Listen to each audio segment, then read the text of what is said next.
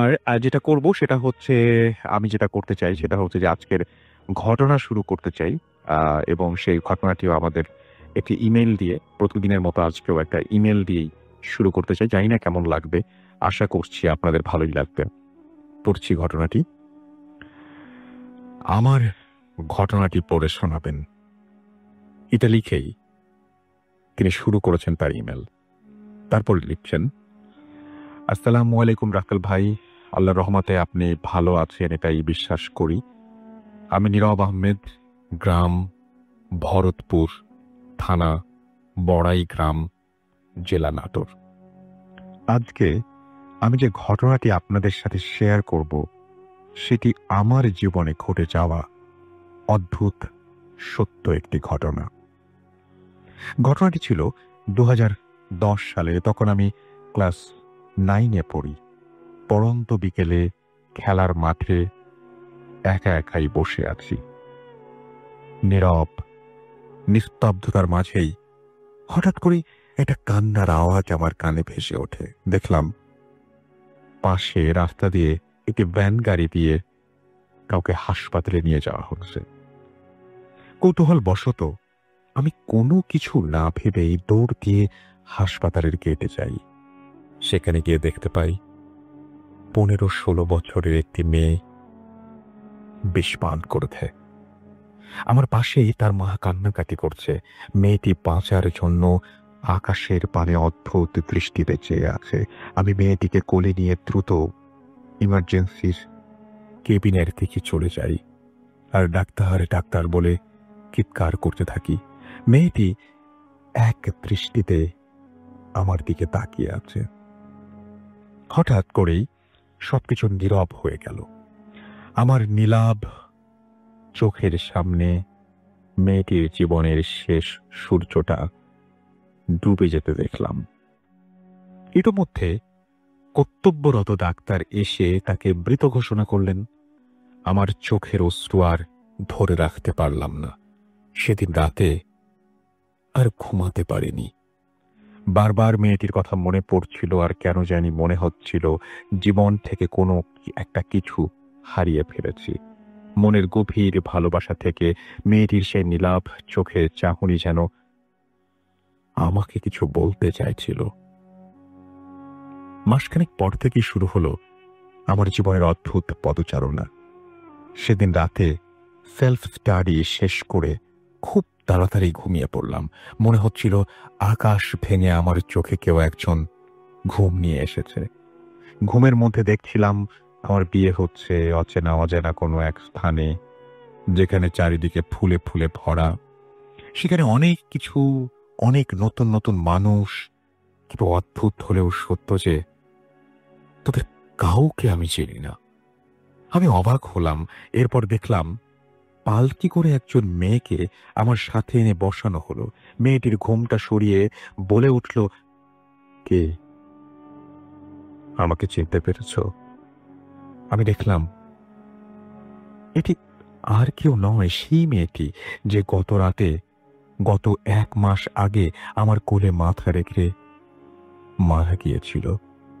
আমার ঘুম ভেঙে যায়। নেহায়েত একটি স্বপ্ন ভেবে আমি উড়িয়ে দেই। কিন্তু অবিশ্বাস্য হলেও সত্য যে আমার ঘরের কোনো এক অদ্ভুত ফুলের গন্ধে ধরে গিয়েছিল। আমি যেন আর কিছু ভাবতে পারছিলাম না। এর মধ্যে আমার শরীর থেকে ঘাম ঝরতে শুরু করে। আমার চাল চলনে পরিবর্তন আসলো। পরিবারের সবাই আমাকে বলল, তুমি রাতে কার সাথে একা কথা বলো? আমি নাকি কারোর সাথে কথা বলি। এটাই ছিল তাদের প্রশ্ন, আমি কার সাথে কথা বলি। এভাবে প্রত্যেকটি দিন আমি তাকে স্বপ্নে দেখি। দেখি যে সে আমার পাশে বসে আছে।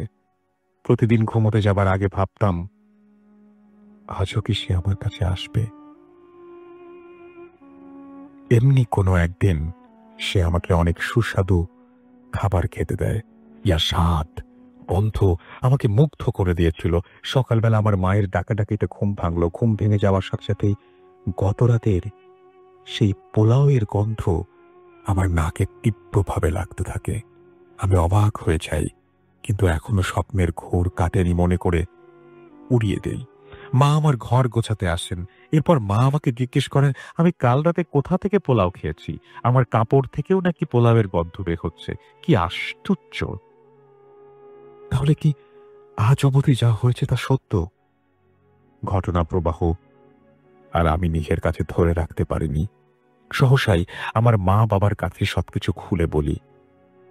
তারা আমার সকল কথা শুনে অবাক হন এবং দ্রুত আমাকে একজন বড় হুজুরের কাছে নিয়ে যান।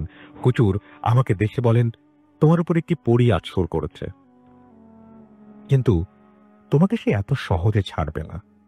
এরপর তিনি আমাকে কিছু ঝাড়ফুঁক ও পানি পড়া দেন, সাথে একটি তাবিজও দেন। তাবিজ যেন কোনোভাবেই না হারায় সে ব্যাপারে তিনি বিশেষভাবে তাগিদ দেন। এরপর থেকে আমি আর তাকে স্বপ্নে দেখি না। সবকিছু ঠিকঠাকই চলছিল। এভাবে কেটে গেল 2টি বছর। এরই মধ্যে রিমি নামের একটি মেয়ের সাথে আমার বন্ধুত্ব হয়। গড়ে ওঠে ভালোবাসার সম্পর্ক। তাকে বিয়ে করব বলেই চিন্তা ভাবনা করে রেখেছিলাম। কোনো একদিন আমি মাঠে ফুটবল খেলার সময় তাবিজটি হারিয়ে যায়। অনেক খোঁজাখুঁজির পরেও আমি সেটা পাইনি। এরপর শুরু হলো আমার জীবন কিছু অনাকাঙ্ক্ষিত ঘটনা। প্রতিদিনের মতোই আমি ওই দিন রাতের খাবার খেয়ে ঘুমিয়ে পড়েছি। আর কিছু নয়, স্বপ্নে পুরনো সেই স্মৃতি আমার নিদ্রা জগতে। আমি দেখতে পেলাম সাদা কাপড় পরে সেই মেয়েটি আমার পাশে দাঁড়িয়ে আছে আর আমার দিকে অদ্ভুত ভাবে তাকিয়ে আছে। ওর চোখে মুখে অদ্ভুত মায়ার ছাপ। চোখের কোণে জমে আছে শত বছরের অভিমান। মনে হচ্ছে সে আমার উপর অনেক অভিমান কুনিয়ে বসে আছে। সহসা তার গাল বেয়ে অশ্রু ঝরছে। এরপর বেদনাময়ী কণ্ঠে কিছু লোমহর্ষক কথা সে আমাকে বলল, কেন এমন করলে? যেন মুছে গেল তার স্বপ্ন। সে আমার সাথে সম্পর্ক করতে চেয়েছিল এবং সে অন্য কারোর সাথে আমার সম্পর্ক হতে দেবে না। মেয়েটি এই কথাগুলো বলতে বলতে ছোট্ট ছেলেটির মতো ফুঁপিয়ে ফুঁপিয়ে কাঁদছিল, আর আমি শুধু তার দিকে অপলক দৃষ্টিতে তাকিয়েছিলাম। সহসা একটা মৃদু মলয়ে ঝাপটার শব্দে আমার ঘুম ভেঙে যায়। আমি চারিদিকে তাকিয়ে দেখি কেউ নেই সেখানে। ঘড়ির কাঁটায় তখন রাত 3টা বাজে। আমি আর কিছুই ভাবতে পারছিলাম না। আমার চারিদিক যেন অন্ধকার হয়ে আসছিল। এমনি সময় আমি দেখতে পেলাম আমার ঘরে 3-4টি আলো আড়াআড়ি ভাবে দৌড়াদৌড়ি করছে। আমি খুব ভয় পেলাম, আর সাথে বাড়ির আশপাশ থেকে অনেকগুলো শেয়াল কুকুরের কান্নার আর্তনাদ শুনতে পেলাম। মনে হচ্ছিল কেউ যেন তাদেরকে চিপিয়ে খাচ্ছে। দূর থেকে আজানের ধ্বনি ভেসে আসলে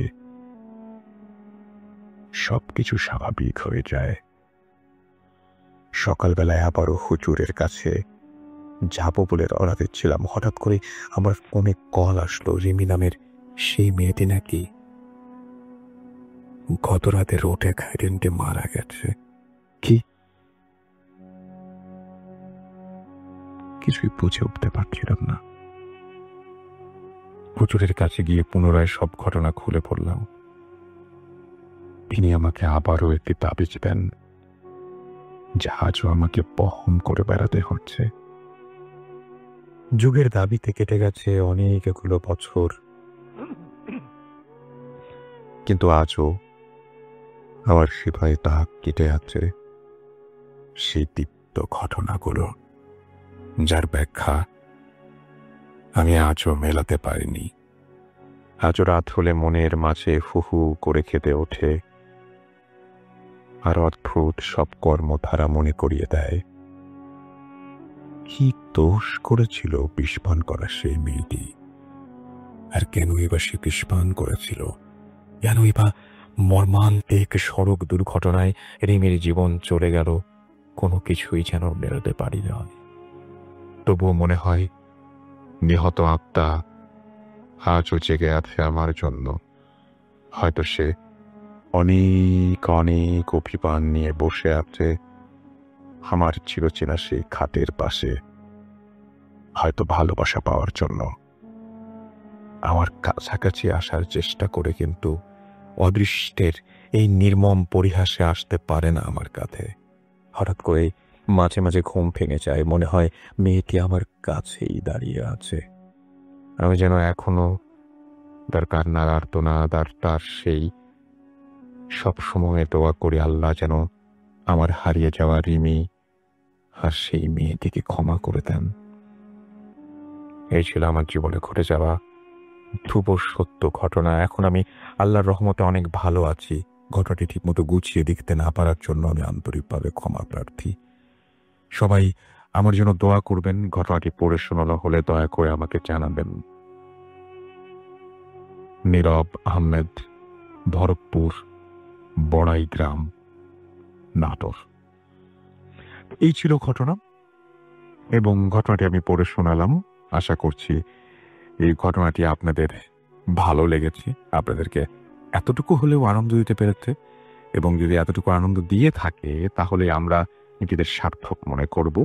আমি এখন যেটা করব সেটা হচ্ছে আরো একবার জানিয়ে দেবো আমাদের ইমেল অ্যাড্রেসটা। আমাদের ইমেল অ্যাড্রেস হচ্ছে bhotfm@radiopurti.fm, which is BHOOTFM@radiofort.fm। আপনার নাম, ঠিকানা এবং ফোন নাম্বার সহ আপনার জীবনে ঘটে যাওয়া বা আপনার জানা সেরা ঘটনা লিখে পাঠিয়ে দিন আমাদের কাছে। ঘটনার শুরুতে অবশ্যই উল্লেখ করুন যে এই ঘটনাটি আপনি স্টুডিওতে এসে শেয়ার করতে চান, নাকি আপনি চান আপনার ঘটনা আমরা পড়ে শোনাই। যারা দেশের বাইরে রয়েছেন তারা সরাসরি অডিও ক্লিপ পাঠাতে পারেন বা লিখেও পাঠাতে পারেন। ঘটনাটি কমপ্লিটলি আপনাদের ব্যাপার। আর এখন যেটা করবো সেটা হচ্ছে আমাদের প্রথম অতিথির কাছে আমরা চলে যাব। আপনার নামটা কাইন্ডলি একটু বলবেন এবং তারপর আপনি কোথা থেকে এসেছেন সেটা বলবেন, তারপর আপনার ঘটনায় যাব। আসসালামু আলাইকুম রাসেল ভাই। ওয়ালাইকুম। আসসালামু আলাইকুম লিসেনার। আমি মোহাম্মদ রবিউল ইসলাম, এসছি মিরপুর থেকে। জি। তো রাসেল ভাই, আপনাকে আবারও ধন্যবাদ আসতে সেকেন্ড টাইমের মতো আমাকে স্টুডিওতে আমন্ত্রণ জানানোর জন্য। Thank you so much. তো রাসেল ভাই, আজকে আমি যে ঘটনাটা শেয়ার করব এটা মাদারীপুর জেলার একটা গ্রামের ঘটনা। জি তো এটা আমি শুনেছি আমার বাবার মুখ থেকে। জি জি। তো ঘটনাটা ঘটেছিল রাসেল ভাই আজ থেকে 55 থেকে 60 বছর আগে। ঘটনাটি মাদারীপুর জেলার একটি গ্রামে ঘটেছিল রাসেল ভাই। আমি সরাসরি ঘটনা চলে যাচ্ছি। মাগুরা থেকে 7-8 জনের একটি কিষানের দল এর সাথে ঘটেছিল ঘটনাটা রাসেল ভাই। আচ্ছা। যারা পেটের তাগিদে মৌসুমী কৃষিকাজ করার জন্য আসছিল আমাদের গ্রাম থেকে 3-4টা গ্রাম পরে একটা গৃহস্থ বাড়িতে। অতএব আখের মৌসুমে আখ কাটা এবং মাড়াই করার কাজের জন্যই তারা এসেছিল। জি। রাসেল ভাই, ওই সময় মাগুরা থেকে ওই আমাদের যে গ্রাম মাদারীপুর জেলার যে গ্রাম, সেখানে আসতে রাসেল ভাই যাতায়াত ব্যবস্থা বলতে ছিল আপনার নৌকা, পায়ে হাঁটা পথ এবং ভ্যান গাড়ি আর কি, যেটা আসলে স্বাভাবিকভাবে ওই যে 5টার পরে আর এগুলো আর কি ওইভাবে পাওয়া যেত না আসলে। জি। তো মাগুরা থেকে আসার পর নৌকা পথে আসার পর আসলে ভাই যেখানে তাদের আসলে ওই যে ঘাটে তাদের নামতে হবে, এটা বর্তমান আপনার কাউরাকান্দি নামক একটা ঘাট আর কি, এটা মাদারীপুর যাওয়ার সময় আর কি করে আর কি, পদ্মা নদী পারে আর কি। তো তারা এসে যখন আসলে যে আপনার ওই ঘাটে নামে তখন অলমোস্ট আপনার 7:30 মতো বেজে যায় আর কি আসলে ভাই। তো যার ফলে তারা এসে দেখে যে ঘাট থেকে কোনো ভ্যান বা অন্য কিছু পাওয়া যাচ্ছে না। আর যদি তারা চিন্তা করে যে যদি হেঁটেও যায় তাহলে আমাদের অলমোস্ট 7-8 ঘন্টা লেগে যাবে। তো 6:30-7টা বাজে। তো তারা এটা চিন্তা করতে করতে বললো যে আগে আমরা যেহেতু নামছি, তো যেহেতু 7-8 জনের একটা টিম, 8 জনের মতো, তারা বলে যে চলো তাহলে আমরা আগে একটু খাই এখান থেকে। একটা দোকান খোলা ছিল, তারা এখানে গিয়ে ওই কলা রুটি টুটি যা পায় এগুলো খায় এবং তাদের চা পান খেয়ে তাদের সাথে ওই মানে গ্রামের যেহেতু কৃষক রাসেল ভাই, তারা তখন ওই বিড়ি টিড়িগুলো খায় আর কি, তারা বিড়ি কিনে নেয়। তো নেওয়ার পরে তাদের মধ্যে আলোচনা করতে করতে তার মধ্যে দুজন বলে যে তো আমরা এখানে বসে থেকে তো লাভ নেই, সারা রাত তাহলে বসে থাকতে হবে। আর আমরা যেহেতু আস্তে আস্তে দেরি হয়ে গেছে, আমরা টাইম মতো পৌঁছতে পারবো না গৃহস্থ বাড়িতে, আমাদের বকাঝকা শুনতে হবে। তাদের মধ্যে দুজন বলে যে তাহলে আমরা এক কাজ করি, আমরা যেহেতু রাত আর এবং আমরা 7-8 জন আছি, তো আমরা আস্তে আস্তে হাঁটতে থাকি। তো 7-8 ঘন্টার রাস্তা, আমরা সকাল সকাল তাহলে পৌঁছে যেতে পারবো ওই বাড়িতে, যে বাড়িতে যাবো। তারপরে সকালে নাস্তা নাস্তা করে কাজ শুরু করলাম স্বাভাবিকভাবে। তো যেই ভাবনা আসল ভাই সেই অনুযায়ী তারা কাজ করে, তারা তাদের মতো হাঁটা শুরু করে আর কি। তো আসল ভাই তারা হাঁটতে হাঁটতে যখন আনুমানিক 3টা 3:30টার মতো বাজে আর কি, এমন একটা সময় তারা ওই গ্রামের কাছাকাছি চলে যায়, মানে অলমোস্ট আমাদের গ্রাম, আমাদের গ্রামের 2-3টা গ্রাম পরেই আর কি ওই বাড়ি আর কি। তো আমাদের গ্রামের ঠিক আগে একটা গ্রামে এসে তারা যখন দেখে যে অনেক রাত এবং ক্লান্ত হয়ে গেছে রাস্তায় অনেকক্ষণ হাঁটতে এবং যেহেতু টানা জার্নি করতেছিল, তো তারা একটু দূরে দেখতে পায় যে একটা গৃহস্থ বাড়িতে আর কি আপনার ওই রাতের বেলায় মানে দেখা যাচ্ছে আর কি উঠানের মধ্যে আপনার ইয়ে জ্বলতেছে আসলে হারিকেন যেটাকে বলে আর কি কেরোসিন তেল দিয়ে যেটা জ্বালায়। তো হারিকেন দেখে তারা বলে যে মনে হয় বাড়িতে কেউ জেগে আছে। তো আমরা চলেন সবাই মিলে গিয়ে একটু বাড়ির মালিককে যদি পাই তাহলে একটু রিকোয়েস্ট করে তাদের এখানে থেকে গেলাম। চলো আমার কাছাকাছি চলে আসলে বেশিক্ষণ লাগবে না। তারপরে আমরা সকালবেলা ফজরের আজানের পরে গৃহস্থ বাড়ি থেকে কাজ শুরু করলাম। তো যেটা ভাবনা ছিল সে অনুযায়ী তারা ওই বাড়িতে যায়। যাওয়ার পরে তারা বাড়িতে উঠোনে ঢোকা মাত্রই গেট দিয়ে ঢোকার মাত্রই যেটা দেখে রাসেল ভাই যে একজন বয়স্ক লোক 70 ঊর্ধ্ব একজন লোক সে ওই বসে বসে হুক্কা যেটাকে বলে রাসেল ভাই তামাক আর কি আপনার হয়তো আপনি জেনে থাকবেন। তো ওই হুক্কা খাচ্ছিল আর কি বসে বসে সে চেয়ারের মধ্যে একটা ছোট একটা চেয়ারের মধ্যে বসে হুক্কা খাচ্ছিল। ভালো বয়স তার।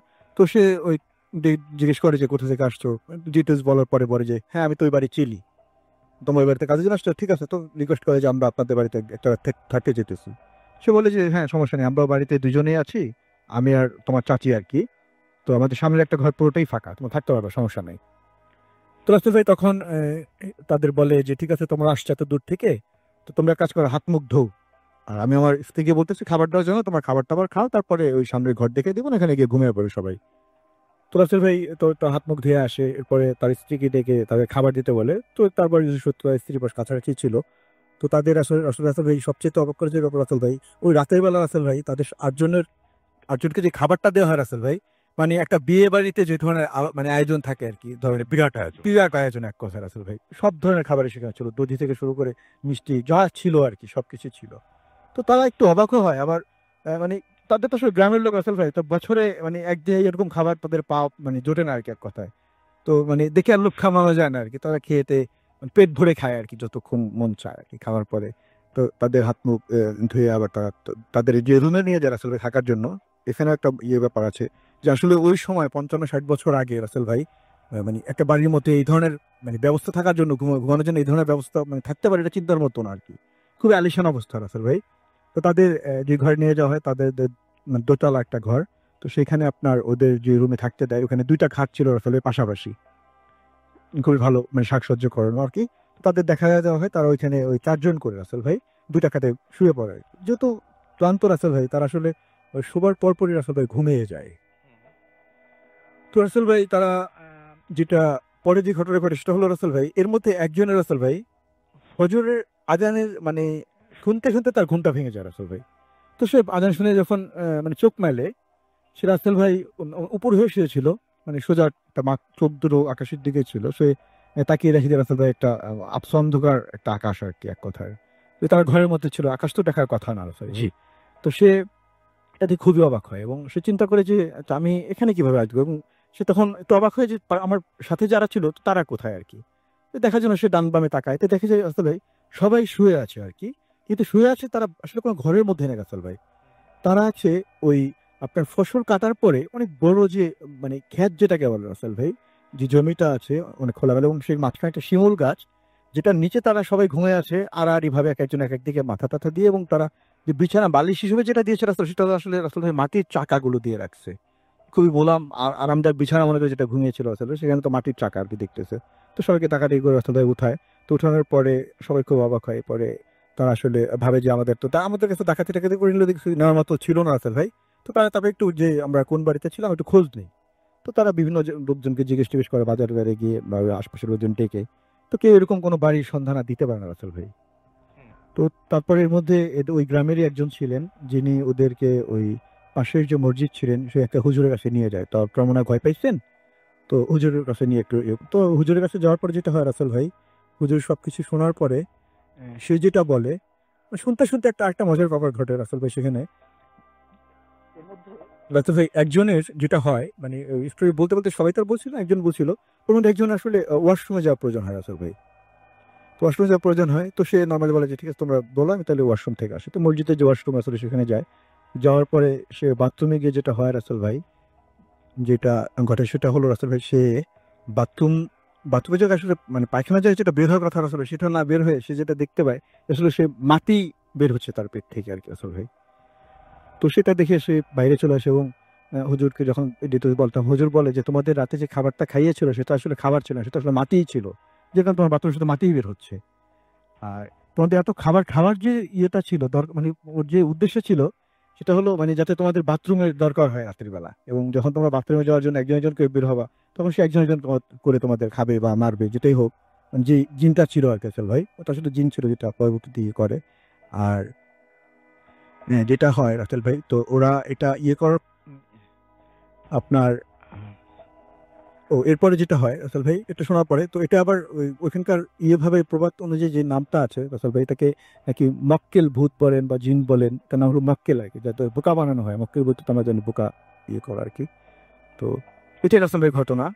তো এটা আসলে প্রচলিত ওইদিকে, আপনি হয়তো খুলতে নিলে জানতে পারবেন। ওকে, থ্যাংক ইউ সো মাচ। আপনার ঘটনার জন্য আপনাকে অনেক ধন্যবাদ। আমরা একটা ছোট্ট বিরতির পরে আবারও ফিরে আসবো। আশা করছি যে আপনারা যারা আছেন তারা শেষ সেই পর্যন্ত আমাদের সঙ্গে থাকবেন। তবে হ্যাঁ, যাবার আগে আমি অবশ্যই আপনাদের কিছু মেসেজ পড়ে যেতে চাই, এবং যেগুলো আপনারা পাঠিয়েছেন সেগুলো আমি কিছু এখনই পড়বো।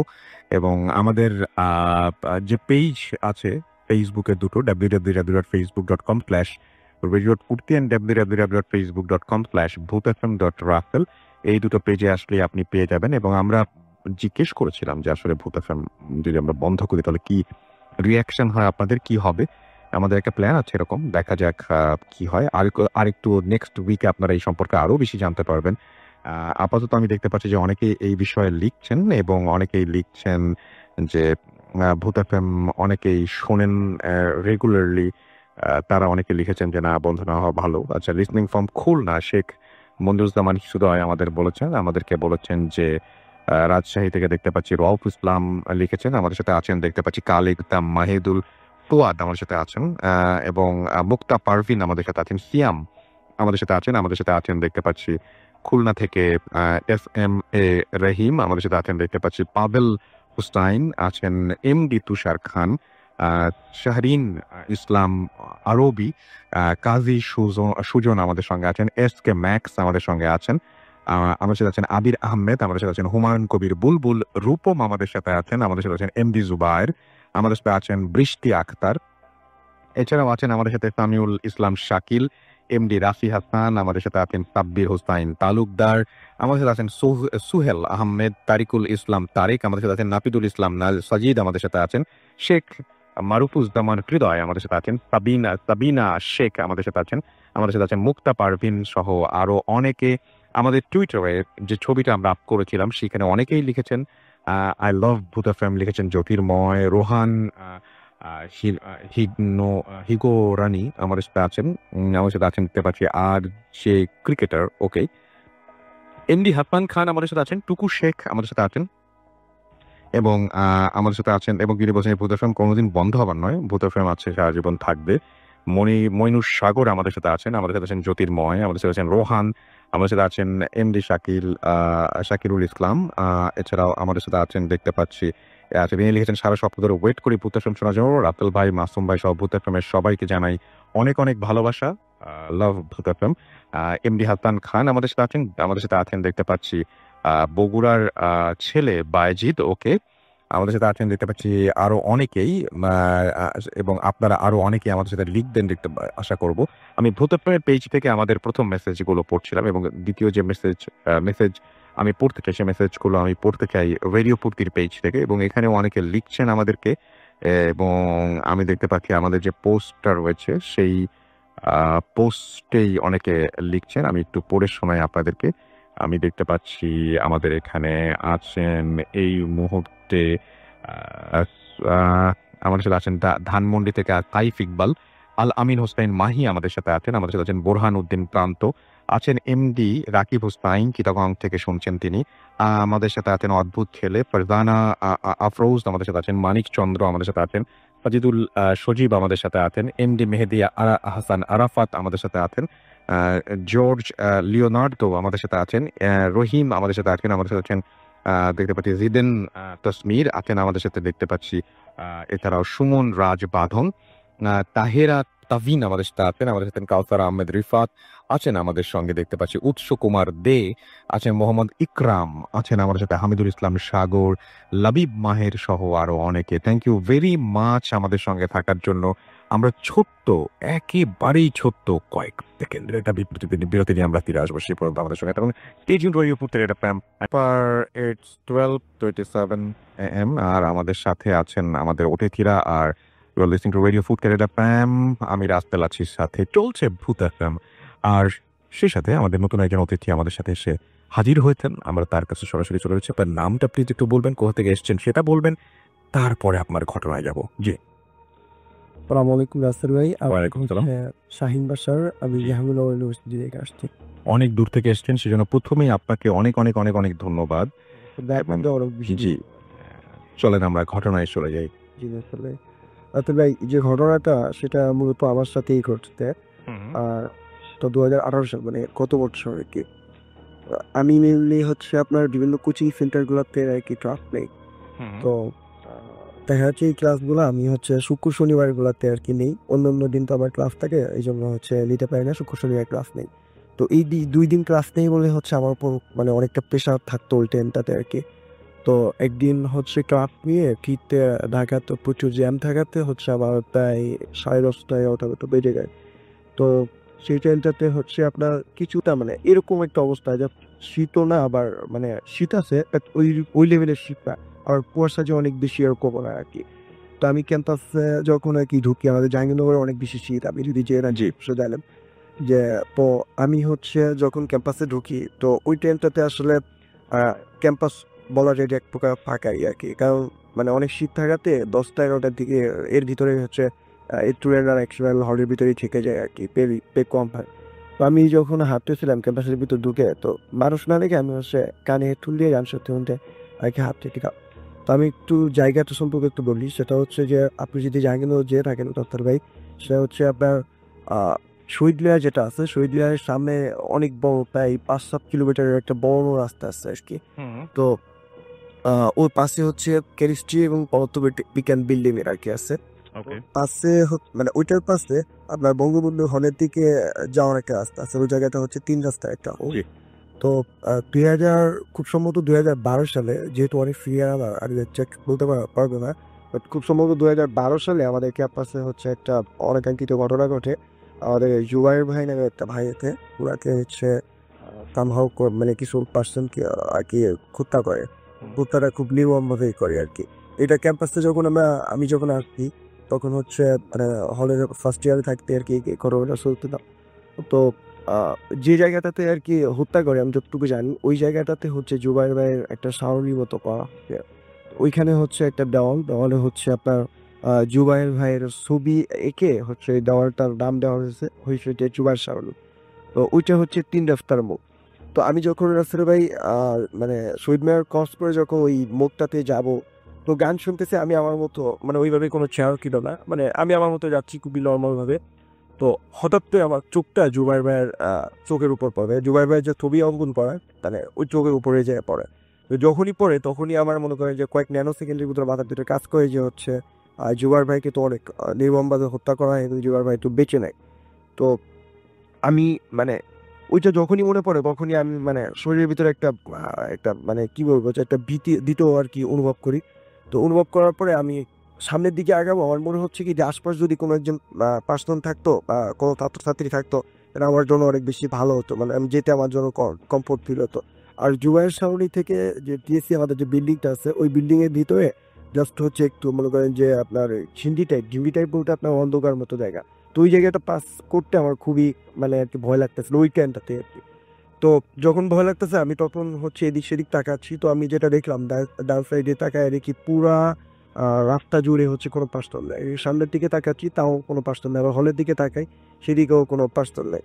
তো আমার খুবই ভয় লাগতেছিল ওই টাইমটাতে যে আসলে সামনে একটা অন্ধকার জায়গা পাপ করতে হবে, পাশে জুবাইর বা চোখের দিকে আমার চুপ পড়ে গেছে, তো ভয় লাগতেছিল। তো আমি ওখানে দাঁড়ায় আছি, জাস্ট ওয়েট করতেছি যে সামন যদি আসে দেন আমি তার সাথে যাবো।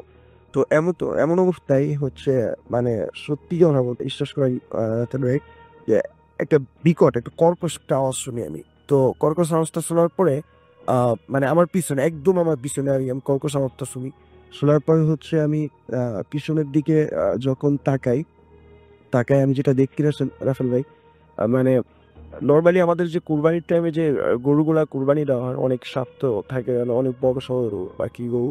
তো ওই টাইপের একটা কুকুর, আপনার পুরা কালো একটা কুকুর, একদম খুব আমার পিছনে আর কি ছিল, মানে একদম আমার পিছনে ওইরকম একটা আমি কুকুর রেখে অনেক বড় একটা কুকুর, যেটাকে আমি নর্মাল কুকুর বললে আর কি আসলে ভুল হবে। নর্মাল কুকুর থেকে অনেক বড় একটা কুকুর আমি দেখলাম, এবং আমি মানে তাকাতেই তার মানে কুকুরটার চোখের দিকে আমার চোখ পড়ে গেল আর কি। কুকুরটার চোখগুলো মনে করেন যে আপনার খুব বিধ্বস্তভাবে আর কি কালো ছিল। তো আমি তখন পুরা হিমশীত হয়ে গেছে, তো পুরা হিমশীত যে আমি ওইখান থেকে যে এক স্টেপ সামনে আগাবো এরকম মানে শক্তি আমি পাচ্ছিলাম না। তো যেভাবে আমি আপনাকে বলে রাখি সেটা হচ্ছে যে আমি কোরআনে হাফেজ, আমি হচ্ছে যে মুখ ফুটায় কোরআন তেলাওয়াত করবো এমনটাও হচ্ছে মনে করেন যে আমার শক্তি পাচ্ছিলাম না আমি ওই ক্যাবটাতে। এবং আমি মানে ওই কুকুরটা থেকে যে আমি মানে সামনের দিকে মানে মুখটা ফিরাই নিবো এমনটাও আমি পাইতেছিলাম না একটা অবস্থা। তো আমি ভিতরে ভিতরে আয়াতুল কুরসি পড়া শুরু করলাম। শুরু করে হচ্ছে আমি মুখটা ঘুরাই নিয়ে আমি আমার হলের দিকে তাকায় আছি, আমি এখান থেকে যে স্টেপ নিব এমন সাহসটাও আমি পাচ্ছিলাম না। তো মানে প্রায় 10-15 সেকেন্ড পরে আমার হল থেকে, মানে আমার হলটা একদম সোজা, আমার হল থেকে আমি এক ভাইকে হচ্ছে আপনার সাইকেল করে আর কি বের হতে দেখছি। আর যখনই আমি ভাইকে দেখছি তখন আমার ভিতরে আমি একটু সাহস পেলাম, পেয়ে হচ্ছে আমি মনে করেন একটা দৌড় দিয়ে আমি হচ্ছে ভাই আমার মানে সোজা আসতেছিল, ভাইকে যে আর কি জড়াই বসছি। তো ধরার পরে ভাই সাইকেল একটু পড়ে যাওয়ার মতো অবস্থা। ভাই হচ্ছে আমার 1 বছরের সিনিয়র ছিল, আলামিন ভাই, জাহাঙ্গীরনগরের ভুটানিতে পড়ে। তো ভাইকে যখনই আমি জড়ায় ধরছি তখন হচ্ছে আপনার ভাই বলতে আরে শাহিন কিতে মানে বলো আমাকে কিতে। তা আমি ভাইকে খুব মানে ভীতভাবে আর কি বললাম যে ভাই আমি আসলে জুবাইর সামনের এখানে অনেক বড় ধরনের একটা বাজে একটা কুকুর দেখছি, আর যেটাকে আমি আসলে কুকুর বলে মানতে পারতাম না, এবং যেটা ও অনেক ভীত মানে অনেক ভয়ঙ্কর ছিল, পুরাটাই কালো এবং অনেক বড়। তো ভাই বলতেছে কি যে তোমার হয়তো হ্যালুমিনেশন বা ইটিফার সামথিং কাজ করতেছে, চলো তোমাকে বিষয়টা ক্লিয়ার করি, চলো ওই জায়গাটাতে দেখে আসে আসলে কোনো কুকুর বা এটা এস্তুর কিছু আছে কিনা। তো রাসেল ভাই আমরা জাস্ট মনে করেন যে ভাই আমাকে সাথে করেই নিয়ে গেল, মনে করেন 5 মিনিটের ব্যবধান। ভাই গিয়ে দেখতেছিল যে আসলে আরও কোনো কুকুর ছিল কিনা আমাকে টেস্ট করতে হবে। তো আমরা হেঁটে যখন রাসেল ভাই আপনার জুবাইর সামনে ওই জায়গাটাতে আবার যখন গেলাম, যে আমরা এদিক সেদিক তাকাচ্ছি দেখি কোনো কুকুর নাই, মানে ভাইও দেখতেছিল আমিও দেখতেছি না। তো আমরা মানে শহীদ মিনারের দিকে হাঁটার চেষ্টা করছি, তো তখনও রাসেল ভাই মনে করেন যে পুরা ক্যাম্পাস শীতের দিন মনে করেন যে নিস্তব্ধ একটা ক্যাম্পাস আর কি। তো আমরা দুইজন যখন আলামিন ভাই আর আমি যখন হাঁটতেছি এমন সময় বিশ্বাস করেন রাফেল ভাই আমার সামনে দিয়ে ঠিক ওই যে বং টাইপের আর কি মানে পুরা আর কি গরুর মতো যে কুকুরটা আমি দেখলাম ওই কুকুরটা আমার সামনে দিয়ে এই যে ছুটে গেল, এবং খুব দ্রুত মানে বেগে ছুটে গেল রাসেল ভাই। তো আমি তখনই মনে করেন এক প্রকার চিৎকার দিয়ে বাইরে বললাম যে ভাই আপনি দেখতো কি এই যে মাত্র আর কি কুকুরটা গেল। তো ভাই বলতেছে কই না তো, আমি তো কিছু দেখলাম না। তো আহ, আমি ভাইকে বললাম না ভাই আমি দেখছি, আমি 100% শিওর ভাই, আমি আপনার মানে আমি বুকে হাত দিয়ে বলতে পারি যে ভাই এরকম আমার সামনে দিয়ে ওই কুকুরটাই গেছে আবার। তো ভাই বলতেছে আসলে শাহিন মানে চলো এখানে বেশিক্ষণ থাকা ঠিক হবে না, আমরা হলের দিকে যাই।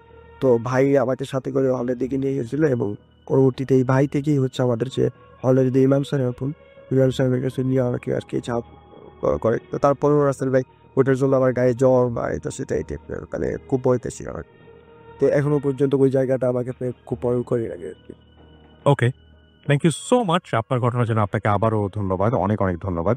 এবং আমরা এখন যেটা করব সরাসরি আমাদের আবারও প্রথম অতিথির কাছে ফিরে যাব, তার দ্বিতীয় একটা ঘটনা তার কাছ থেকে শুনে আসবো। আশা করছি যে এই ঘটনাটিও আপনাদের ভালো লাগবে।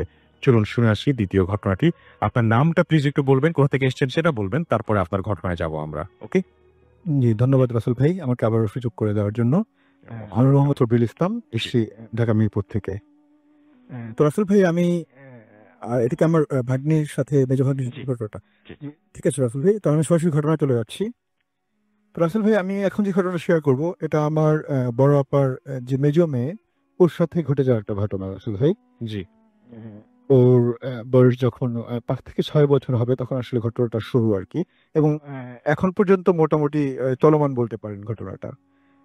তো রাসেল ভাই আমার নানা বাড়ি মাদারীপুরে, আপনি জানেন যেহেতু, তো মাদারীপুর জেলার আঙ্গুরকাটা নামক গ্রামে হলো আমার নানা বাড়ি। তো আমার ছোট মামার বিয়ের জন্য আমরা 2009 কিংবা 10 আর কি রাসেল ভাই, আমার এক্স্যাক্টলি খেয়াল নেই। তো আমরা সব পরিবারের সবাই আর কি যাই আমার মামা ছোট মামার বিয়ে, তো আমার ভাগ্নি সবাই যায় আর কি সাথে।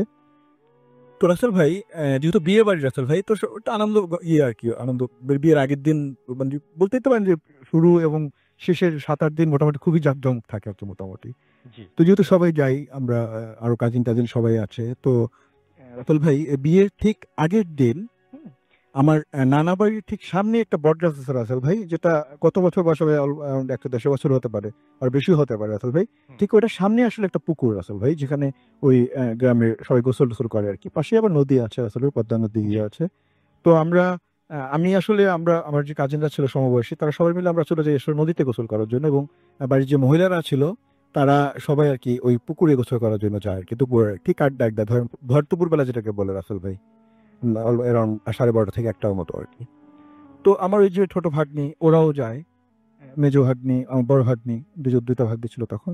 তো ওরা ওদেরও নিয়ে যায়। তো আমার আম্মা যায়, আমার খালামণি যায় সবাই গোসল টোসল করার জন্য। তো যাওয়ার পরে রাতে যেটা হয়, মানে আমার আম্মা সবাই মাঝামাঝি একটা পুকুরের মধ্যে নেমে গোসল করতেছিল, আর আমার ওই যে ভাগ্নিটা ছিল মেজো, ও হলো ঠিক পুকুরের কর্নার রাসেল ভাই, 2 হাত পা সামনের দিকে ছড়ায় দিয়ে বসে বসে পানিতে খেলতেছিল। ছোট বাচ্চা যেহেতু, আর শহরের বাচ্চা, তো পানি পেয়ে খুবই আর কি আনন্দিত আর কি, খেলতেছিল। আস্তে আস্তে সে মানে শুয়ে আর কি, শুয়ে যেটাকে বলে হাফ শুয়ে আর কি, সে পানির মধ্যে পা গুলো নাড়াচাড়া করতেছিল। তো পাশেই আর কি ঘাটে ওই পাড়ে আমার বড় ভাই এবং তাদের যে আমার বড় ভাই এবং তার যে সমবয়সী কাজিন যারা ছিল, তারা গল্প করতেছিল, আর খালামণিরা আমার গোসল করতেছিল। তো একটা পর্যায়ে রাসেল ভাই আম্মা যেটা খেয়াল করে যে আমার ভাগ্নে ওই পানির মধ্যে তার পা মানে ছটফট করতেছে, মানে ঝাঁপাচ্ছে আর কি এক কথা যেটা, আর হাত দিয়ে করতেছে।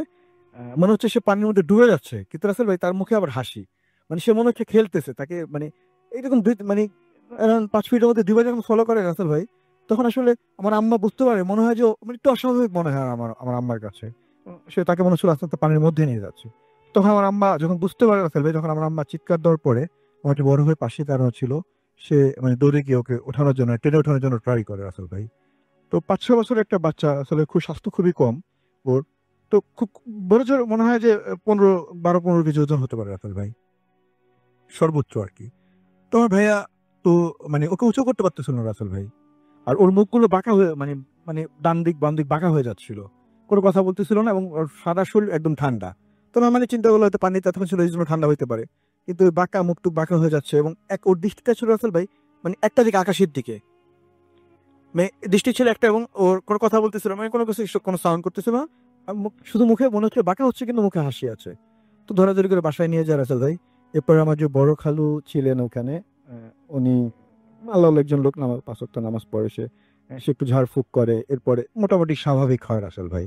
এরপরে আমরা বিয়ে শেষ করে ঢাকাতে চলে আসি সবাই।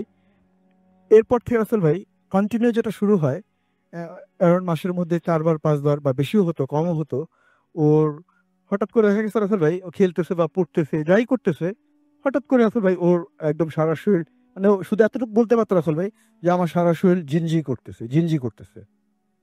এটা বলার পর আসলে আর কিছু বলতে পারতো না সে, মানে আপনার অবসের মতো হয়ে যেত, পড়ে যেত। তো আর ওর হাত পা গুলো একদম ঠান্ডা হয়ে যেত রাসেল ভাই। এটা হইতো না রাসেল ভাই। তারপরে ওকে দেখেছে ওই টাইমগুলোতে তেল টেল দিয়ে কোনো কিছুই হইতো না আসলে ভাই, কিন্তু ও যখন ওই সূরা পড়ে, কোরআন থেকে সূরাগুলো পড়ে ওকে একটু ঝাড়ফুঁক দেওয়া হতো, তারপরে মোটামুটি স্বাভাবিক হয়ে আধা ঘন্টা বা 20 মিনিটের মধ্যে আবার মোটামুটি স্বাভাবিক হতো। পরবর্তী আর আসলে বলতে পারতো না যে আসলে কি সমস্যা হয়েছে। জিজ্ঞেস করতাম যে আমি, এরকম আমার সামনে অনেকবার ঘটছিল আসলে, জিজ্ঞেস করতাম মামা, মামা তোমার কি সমস্যা হয়েছে? তো বলতো আমার কিছু হয় নাই। কি হয়েছে? আমার তো কিছু হয়নি, ছোট বাচ্চা। তো এটা চলতে থাকে রাসেল ভাই। তো একটা পর্যায়ে রাসেল ভাই তার মোটামুটি 7-8 মাস, প্রথম 1 বছর রাসেল ভাই সত্যি কথা বলতে কি আমরা বিভিন্ন ডক্টরের কাছে নিয়ে যাই, এবং সব ধরনের টেস্ট গুলোই করা হয় রাসেল ভাই, কিন্তু আসলে ওর কোনো রোগ আইডেন্টিফাই করতে পারে না কোনো ডক্টরই, বা রিপোর্টেও কোনো মানে সব রিপোর্টগুলোই নর্মাল থাকে। আচ্ছা। তো তখন আসলে এগুলো পাশাপাশি লোকজন শুনতে শুনতে একজন পরে বলে যে আসলে এই ঘটনা, ওর ব্যাপারটা আসলে তো মনে হয় ডক্টরের কোনো চিকিৎসা নাই, তো মনে হয় ওকে আসলে কোনো কবিরাজ টবিরাজ দেখালে ভালো হবে। তো এটা শোনার পর রাসেল ভাই আমার আম্মা খোঁজ খবর নিতে থাকে, আব্বা আম্মা। তো আমার আপা এরপরে আমার ওর যে ফুপু রাসেল ভাই, আমার ভাগ্নে যে ফুপু, উনি খবর দেয়, ওনার বাসা টঙ্গী কলেজ গেটে। তো উনি খবর দেয় যে আপনার কোনাবাড়িতে একজন মহিলা আছে যিনি আসলে এই ধরনের ট্রিটমেন্ট করে রাসেল ভাই। তো এই যেহেতু অ্যাড্রেস দেওয়ার পরে আমার আম্মা, আমার বড় আপা, ছোট বোন সবাই মিলে আর কি, আমার বড় ভাইয়া ছিল, তো ওনারা বিকাল 3টার পরে আর কি আসলে খাবার দাবার সেরে তারপরে রওনা হয় টোকে নিয়ে, যেহেতু আমার বাসা আপনার আগে যা তালতলাতে রাসেল ভাই। তো যাওয়ার যেতে যেতে তাদের গাজীপুর চৌরাস্তা পার হওয়ার পর রাসেল ভাই বাস্তব ছিল আসলে হঠাৎ করে মানে মানে বৃষ্টি হওয়ার কোনো সম্ভাবনা বা ঝড় হওয়ার কোনো সম্ভাবনা ছিল না আসলে, যেহেতু স্বাভাবিক দিকে রওনা হয়।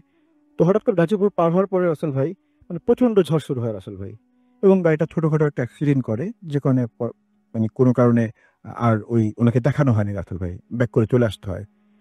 তো আসার পর রাসেল ভাই এরকমই চলতে থাকে রাসেল ভাই, মাঝে মাঝে এরকম হয়। তো এরপরে আবার আমাদের ওই তালতলা মোল্লাপাড়ার একজন মুচি ছিলেন রাসেল ভাই, যার বয়স অনেক আগের, হ্যাঁ, হ্যাঁ অনেক অনেক পুরোনো মুচি না উনি? হ্যাঁ খুব বেশি বয়স না রাসেল ভাই, 35-40 বছর তারা তো 7-8 বছরের বললেন আপনি, হ্যাঁ, পুরোনো 8-9 বছরের পুরোনো, হ্যাঁ। তো তখন ওনার বয়স অ্যারাউন্ড 35 থেকে বা 40 বছরের মধ্যে হবে আর কি, মোটামুটি মানে একদম বয়স্ক না, ইয়ংই বলতে পারেন, ভালো স্বাস্থ্য। তো তাকে দেখানো হয় রাসেল ভাই। তো সে বলে যে আপনি ঠিক আছে মঙ্গলবারে আসেন। তো মঙ্গলবারে যাওয়ার পর রাসেল ভাই, সে হিন্দু ছিল রাসেল ভাই, বলে রাখি আপনাকে। তো সে যেটা বলে রাসেল ভাই, মঙ্গলবার যাওয়ার পরে আমার আম্মাকে বলে যে ওকে তো আসলে ওর উপরে আসর করে নাই, কিন্তু ওরে দূর থেকে দৃষ্টি করে। এরকম একটা কথা বলে যে দূর থেকে যে ইয়েটা আছে মানে জিনটা আছে, সে দৃষ্টি করে। তো আমি তাকে যখন দেখলাম, আমি যেটা দেখলাম, সে আপনার ধান খেতের মাঝখানে যে আইলগুলো থাকে রাসেল ভাই, সেটার মাঝখান দিয়ে হন হন করে হেঁটে যাচ্ছে, এবং সে খুবই স্বাস্থ্যবান একজন জিন, এবং তার মাথা ছিল না রাসেল ভাই, কারণ তার বুকের মাঝখানে একটা চোখ। আচ্ছা। সে এতে যায় এই অবস্থায়, এবং সে খুবই শক্তিশালী। এটা ট্রিটমেন্ট করতে হলে মানে মানে আমার যেটা মনে আছে রাসেল ভাই, তাকে আমার আম্মাকে বলে যে আপনার পূর্ণিমা রাত যেটা, এরকম একটা দিনে তাকে ট্রিটমেন্ট করাতে হবে আর কি। তো এরপর রাসেল ভাই আসলে আল্লাহ ভালো জানে, মানে আর ট্রিটমেন্টটা সে করতে পারেনি রাসেল ভাই। মানে যে ডেটটা দেয় তার 2-3 দিন আগেই সে লোকটা মারা যায় রাসেল ভাই, যেহেতু স্বাভাবিক মৃত্যু মানে চিন্তা করা যায় হয়তো নর্মালি মরতেও পারে, বাট সে আগে পরে মরতে পারতো রাসেল ভাই। মানে ওই টাইমটাতেই কেন মরতে হয় রাসেল ভাই, মানে এটা আমরা একটা ইয়ে করে নিই, ধারণা করে নিই আর কি। তখন আমরা এটা বুঝিনি রাসেল ভাই।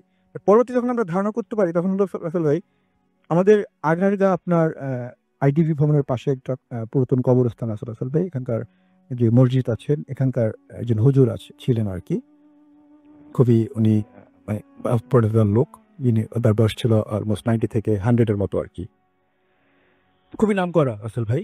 তো ওনার পাওয়ার পর ওনার কাছে নিয়ে যাওয়ার একটা প্রস্তুতি নেয়। তো ওকে আগে না নিয়ে আমার আম্মা আর আমার বড় ভাইয়া যায় আর কি ওনার সাথে কথা বলার জন্য। বলার পর উনি বলে ঠিক আছে, তাহলে আপনি একটা ডেট দেয় যে অমুক দিন আসেন, 5-6 দিন মানে সপ্তাহের শনি বা রোববারের দিকে আমার আম্মা গিয়েছিল। তো বলে যে শেষ দিকে আর কি, সপ্তাহের শেষ দিকে করে নিয়ে আসার জন্য, সে ট্রিটমেন্ট করবে। তো আসল ভাই মানে আল্লাহ হয়তো সহায় ছিলেন না, উনিও আর কি রাসেল ভাই ট্রিটমেন্টটা করতে পারে না, উনিও আসলে রাসেল ভাই মারা যায় ঠিক তার 2-1 দিন আগেই আর কি, যেখানে ট্রিটমেন্টটা কমপ্লিট হয় না। ওকে, তো কন্টিনিউ আমার ভাগ্নের ইয়েটা চলতে থাকে রাসেল ভাই। এরপরে আপনার লাস্ট যেটা হয় রাসেল ভাই, তো চলতেছিল, তো এটা আলোচনা বিভিন্ন জায়গায় করতেছিল। তো আমার আব্বা আপনার সে একজনের যে মানে পীর, আমার আব্বার যে পীর আছেন উনি দোহারের আর কি, জি, জি, জি। তো ওনার ছেলের মাধ্যমে একটা ট্রিটমেন্টটা দিয়ে নেয় আর কি, যেটা ট্রিটমেন্টটা ছেলে আমার রাসেল ভাই যে আপনার মাঝরা যেটাকে বলে 2টা থেকে 3টার মধ্যে, জি 3 রাস্তার মোড়ের মধ্যে আপনার মাটির কলস যে আছে রাসেল ভাই, ওটার মধ্যে আপনার 7টা নদীর মানে 7 ঘাটের পানি আর কি, যেটাকে বলে 7 ঘাটের পানি, 7 ঘাটের পানি থাকবে। এবং আপনার ওই হাড়ি ভাঙার যে আপনার তলা থাকে না রাসেল ভাই, বিদ্যুৎ বা আপনার হাড়িগুলোর যে তলাটা থাকে, ওই তলা লাগবে, উপরের মানসার বা যেটাই বলে তার তলাটা লাগবে। এবং আপনার আরো অনেক মানে অনেক জিনিসপত্রগুলো দেয় যেগুলোর পুরোপুরি খেয়াল নেই যেগুলোর নাম আমার। তো এটা ওই হাড়িটা ভাঙতে হবে রাসেল, এবং খাবার দাবারও দিতে হবে, ভোগ যেটাকে বলা হয় একটা ভোগ টাইপ, 3 রাস্তার মোড়ে দিতে হবে এবং পিছন দিকে ঘুরে চলে আসতে হবে এটা দিয়ে, জি। তো এটা করতে বলে তারা।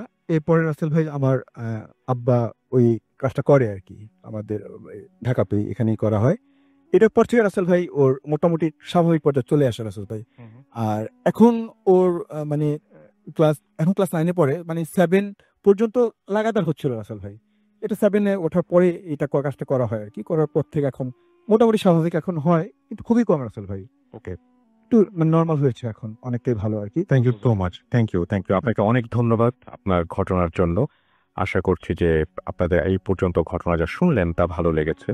এবং আমি একটু আপনাদেরকে বলতে চাই যে আমাদের এখানে অনেকেই আমাদেরকে লিখছেন এবং অনেকেই আমাদেরকে অনেক কথা বলছেন। এবং আমি বলবো, যদি ভূতেস্তম ধরেন যে 27 তারিখ ডিসেম্বরের 27 তারিখ আমরা শেষ করে ফেললাম, তাহলে আপনাদের কি করতে হবে? সেই স্পেশাল এপিসোডের জন্য ডেফিনেটলি আপনাদেরকে ঘটনা পাঠাতে হবে বেশি বেশি করে, রাইট? যদি লাস্ট এপিসোড হয় ভূত এফএমের, ডেফিনেটলি আপনাদের you have to send me your best stories, right?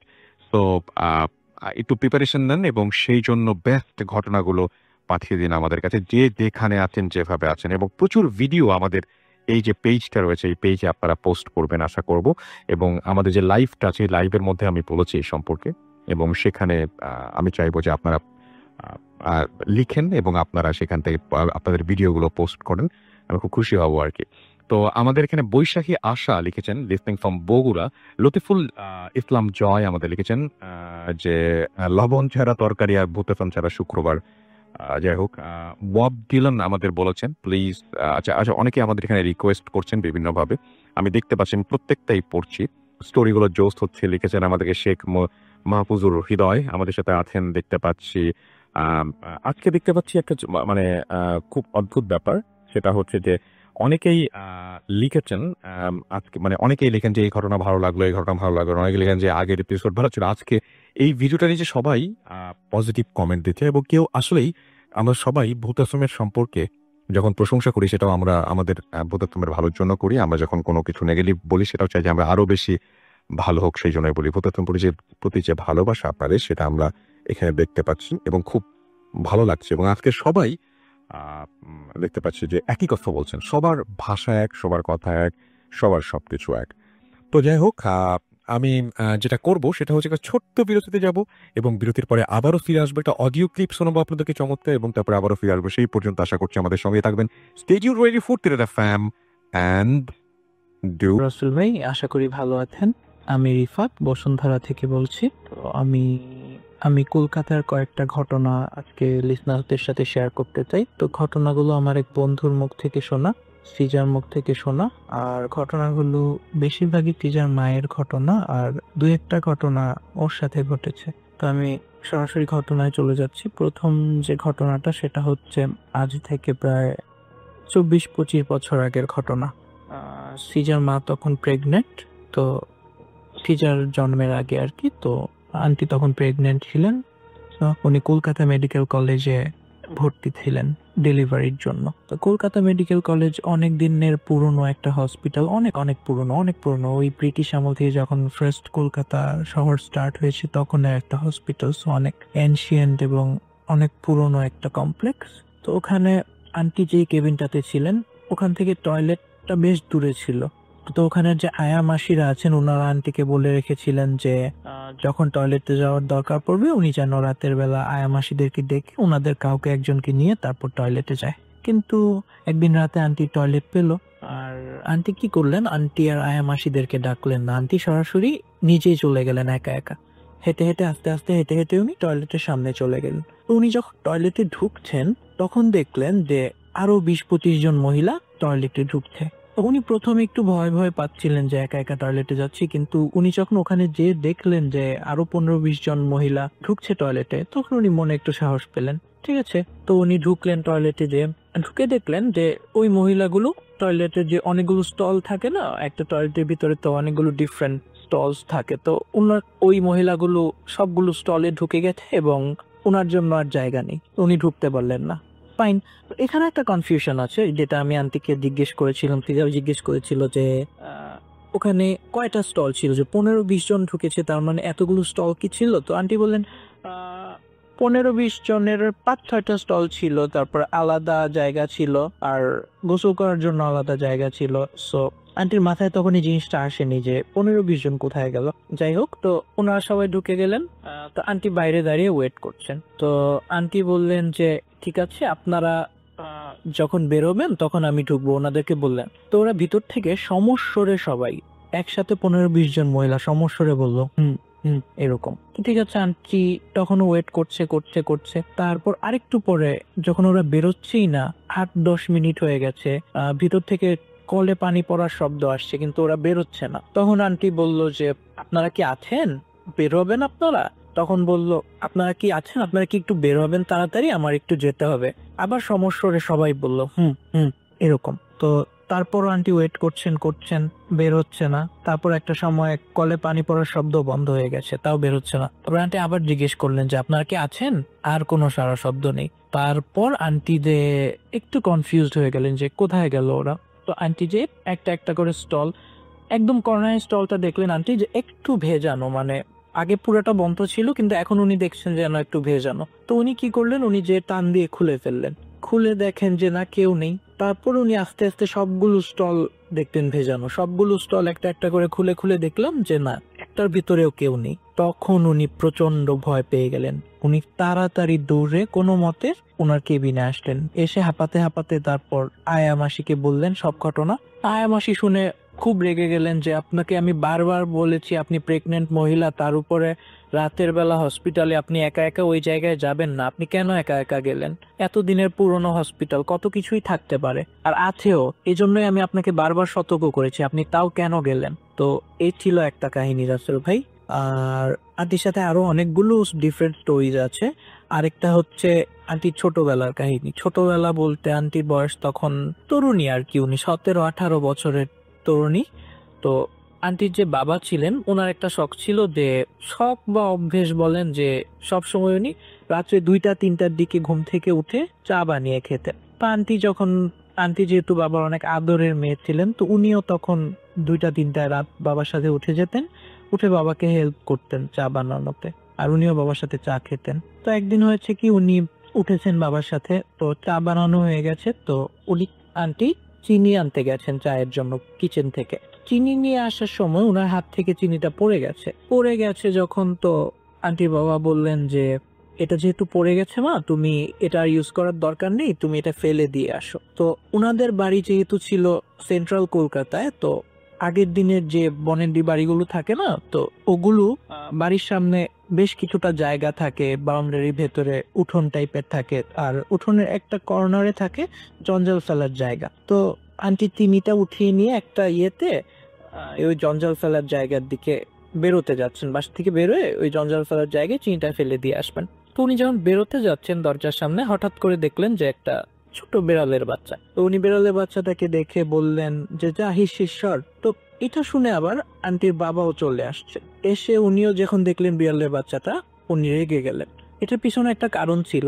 কারণটা হচ্ছে আন্টির বাবা সবসময় বেড়াল পুষতেন ছোটবেলা থেকে। তো ওনার অনেকগুলো বেড়াল ছিল, আবার ওনার পাখি ছিল অনেক, উনি মানে পশু পাখি এগুলো পোষার শখ ছিল। তো ওনার পাখিও ছিল, বেড়াল ছিল। তো একবার ওনার একটা বেড়াল ওনার একটা পাখির ঘাড় মটকে দিয়েছিল। তো এরপর থেকে রাগে উনি ওনার বাড়ির সব বেড়ালকে তাড়িয়ে দিয়েছেন, আর বেড়াল পালতেন না। তো স্বাভাবিকভাবে এই বেড়ালের বাচ্চাটাকে দেখে উনি রেগে গেলেন, বললেন যা যা সর। এই কথা বলে উনি কি করলেন, ওনার হাতে পানির মগ ছিল, উনি পানি ঢেলে দিলেন বেড়ালটার উপর। তো বেড়ালটা একটু সামনে গেল, 2 পা সামনে গেল, গিয়ে ওনার দিকে ফিরে তাকালো। তো উনি আরো রেগে গেলেন যে হ্যাঁ, এত বড় সাহস, আমার দিকে ফিরে তাকাচ্ছিস আবার। তারপর উনি আরেকটু পানি এনে আবার ঢাললেন বেড়ালটার গায়ে। বেড়ালটা আবার 2 পা সামনে গেল, যে আবার ওনার দিকে ফিরে তাকালো। তো উনিও ঢালতে থাকলেন এভাবে, বেড়ালটা দুপা করে সামনে আগাচ্ছে আর ওনার দিকে ফিরে তাকাচ্ছে। এর মধ্যে একটা ঘটনা ঘটলো, বিড়ালটা যতই আগাচ্ছে ততই সাইজে বড় হচ্ছে, যতই আগাচ্ছে ততই বড় হচ্ছে। যেতে যেতে যেতে যেতে আস্তে আস্তে বিড়ালটা যখন জঞ্জালের কাছে দিয়ে পৌঁছালো, তখন বিড়ালটা একটা প্রায় 4-5 ফিট লম্বা একটা বাঘের সাইজ নিয়ে নিল, পুরো একটা বাঘের আকৃতি ধারণ করলো। এটা দেখে তো আন্টিও তখন ছিলেন সামনে, আন্টির বাবা, ওনারা বেশ ভয় পেয়ে গেলেন। তো ওনাদের কথাবার্তা শুনে আবার আন্টির মাও চলে এসছেন, উনিও দেখলেন। দেখে ওনারা সবাই ভয় পেয়ে গেলেন। তখন আন্টির মা ওনাদেরকে বলছে ঠিক আছে, তোমরা তাড়াতাড়ি ঘরের ভেতরে চলে আসো, কিছু করতে হবে না। এরকম করতে করতে আস্তে আস্তে জঞ্জালটার কাছে যেয়ে বাঘটা মিলিয়ে গেল। তো এটা ছিল আন্টির আরেকটা ঘটনা। তো এটা কি ছিল বা কেন হয়েছিল, এটার এক্সপ্লেনেশন আসলে নেই কারো কাছেই, কিন্তু এই ঘটনাটা আসলে আন্টির নিজের চোখে এক্সপিরিয়েন্স করা। তাই আমি যখন শুনছিলাম, আমি হয়তো আন্টির মুখে নিজে না শুনলে, সিয়া যখন আমাকে বলছিল আমি আন্টির মুখে শুনছিলাম, আন্টিও পাশ থেকে ওর কোনো ভুল হলে আন্টি কারেক্ট করে দিচ্ছিল। তো এটা যদি আমি নিজের মুখে না শুনতাম আন্টির, আমি কখনো এটা বিশ্বাস করতাম না। কিন্তু একজন নিজে এক্সপিরিয়েন্স করেছে, এরকম বয়স্ক একজন মানুষ, এটা তো আর মিথ্যে হতে পারে না। তো এই জন্য আমাকে বিশ্বাস করতে হয়েছে আর কি। তো এই ছিল কাহিনী। আন্টির আরো অনেকগুলো ঘটনা আছে, ওগুলো কোনো এক সময় পাঠাবো ইনশাল্লাহ। তো এই পর্যন্ত সবাই ভালো থাকবেন, সুস্থ থাকবেন। 16 ডিসেম্বর আমরা বিজয় পেয়েছি, এবং সেই জন্য অনেক মৃত্যুকে আমাদের মেনে নিতে হয়েছে, অনেক সম্ভ্রমহানি হয়েছে। প্রতিটি বীর মুক্তিযোদ্ধাকে শ্রদ্ধা জানাচ্ছি রেডিও শ্রুতির পক্ষ থেকে, ভূত এফএমের পক্ষ থেকে। চলুন ঘটনায় ফিরে যাই। আমাদের এই মুহূর্তে যে ঘটনাটি পড়ব সেটা একটা ইমেইল, এবং সেই ইমেইলে আপনাদের সবাইকে আমন্ত্রণ জানাচ্ছি। যেভাবে লিখছেন আমি সেভাবেই পড়ছি। আশা করছি যে ইমেলটা আপনাদের ভালো লাগবে। আসসালামু আলাইকুম। শুরুতে বলে নিই, আমি গুছিয়ে লেখার মতো মানুষ না। কোনো বানান কিংবা কোনো শব্দ ভুল হলে ক্ষমার চোখে দেখবেন। সেই 11 সাল থেকে শুনছি আপনাদের, কিন্তু কেন যেন আজকে লেখার প্রয়োজন বোধ করলাম। আমি আরিফ শাহরিয়ার, বাংলাদেশের একটি রেপুটেড প্রাইভেট ইউনিভার্সিটি থেকে আমার অনার্স কমপ্লিট করেছি আইন বিষয়ে, এবং লন্ডনে মাস্টার্স করছি। ফলে আমার পক্ষে সশরীরে উপস্থাপন করা সম্ভব না। আমি যে ঘটনাটি শোনাবো সেটি বাংলাদেশের, আমার নিজের সাথে ঘটে যাওয়া, সময় প্রায় 5-6 মাস আগের মতো হবে। বলে রাখা ভালো যে আমার তুলা রাশি, আমি জানি না আপনারা বিশ্বাস করবেন, রাশি বিশ্বাস করেন কিনা, বাট ছেলেবেলা থেকে আমার কাছে রাশি জিনিসটা নিছক ভাওতাবাজি মনে হতো। যাই হোক, আমার তুলা রাশির কল্যাণে আমি ছোটবেলা থেকেই কম বেশি প্যারানর্মাল ব্যাপার স্যাপারের সাথে পরিচিত ছিলাম। আমার পরিবারের প্রায় সবাই একটু ইসলামিক মাইন্ডের, যার ফলে এই সব জিন ভূত সম্পর্কে আমাদের সবারই ধারণা ছিল। যাই হোক, ঘটনায় আসি। আমার গ্র্যাজুয়েশন শেষ করার পরে জুন কি জুলাইয়ের দিকে আমি আমার 4 জন ইউনিভার্সিটি ফ্রেন্ড ঠিক করি যে আমরা মানে পুরো বাংলাদেশ ট্যুরে যাব। কাকতালীয়ভাবে আমার 4 জন ফ্রেন্ডের বাসায় ছিল ফেনীতে। তার মধ্যে একজনের নাম আশফাক। তো আমরা সবাই ডিসাইড করলাম যে আশফাকের বাসায় থাকব, এবং সেখান থেকেই আমরা পুরো চট্টগ্রাম ঘুরব। এতে আমাদের হোটেলে থাকার খরচটা সেভ হবে। বলে রাখা ভালো, আশফাক এবং বাবা ঢাকায় অনেক মানে ভালো বিজনেসম্যান। ফলে তার পুরো ফ্যামিলি পুরান ঢাকায় থাকে, যার কারণে ফেনী এবং বাংলো বাড়িতে কেউ ছিল না, শুধুমাত্র একজন কেয়ারটেকার, এবং তাদের ফ্যামিলি নিয়েই তিনি সেই বাসায় দেখাশোনা করতেন। বাড়িটির লোকেশন ফেনী শহর থেকে ভেতরে সীমান্ত এলাকা পরশুরামে।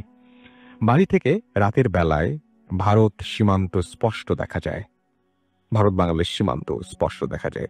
সেই এলাকায় খুব কম পাকা বাড়ি থাকায় মাগরিবের আজানের সময় রীতিমতো পিন ড্রপ সাইলেন্স চারিদিকে মানে একদম বিরাজ করে। আমরা 2 জন আমাদের প্ল্যানের একদিন আগেই সেই বাসায় যাই। বাকি 2 জনের ঢাকা থেকে একদিন পরে আসার কথা ছিল। বলে রাখা ভালো, বাসাটি 3 বিঘা জমির ওপরে বানানো এবং ডুপ্লেক্স। যেই দেখলাম কেয়ারটেকার কাকার কাছে ছেলে আমাদের জন্য দোতলায় আলাদা রুম গুছিয়ে রেখেছে, এবং পাশের হোটেল থেকে লোক আসছে আমরা কি খাবো শুনতে। আমি যে ফ্রেশ হওয়ার জন্য বাথরুমে গেলাম, বাট একটি জিনিস খেয়াল করলাম, এত আলিশান একটি বাথরুম বাট কোনো আয়না নেই। আমি একটু খুঁতখুঁতে স্বভাবের, আমার কাছে ব্যাপারটা খুব বিরক্ত লাগলো। কিন্তু আজব ব্যাপার হলো, বাথরুম না, পুরো বাসায় কোথাও আমি কোনো আয়না পেলাম না। অনেক টায়ার্ড থাকার কারণে ব্যাপারটা আর ভেবে ওঠেনি। নিজের ব্যাগের ছোট আয়না দিয়ে কাজ চালিয়ে নিলাম। 7টার সময় হোটেল থেকে আমাদের খাবার নিয়ে এলো কেয়ারটেকার সাহেব এবং তার ছেলে। আবার খেতে খেতে সবাই মিলে গল্প করার সময় এক ফাঁকে কিচেনের দরজার ওপরের কোনায় একটা বড় মাছ দেখতে পেলাম। অনেক বড়, বলতে গেলে 6-7 ফিট হবে, এবং মাছটি লম্বালম্বি ভাবে দরজার কোনায় ওপরে দাঁড়িয়ে আছে।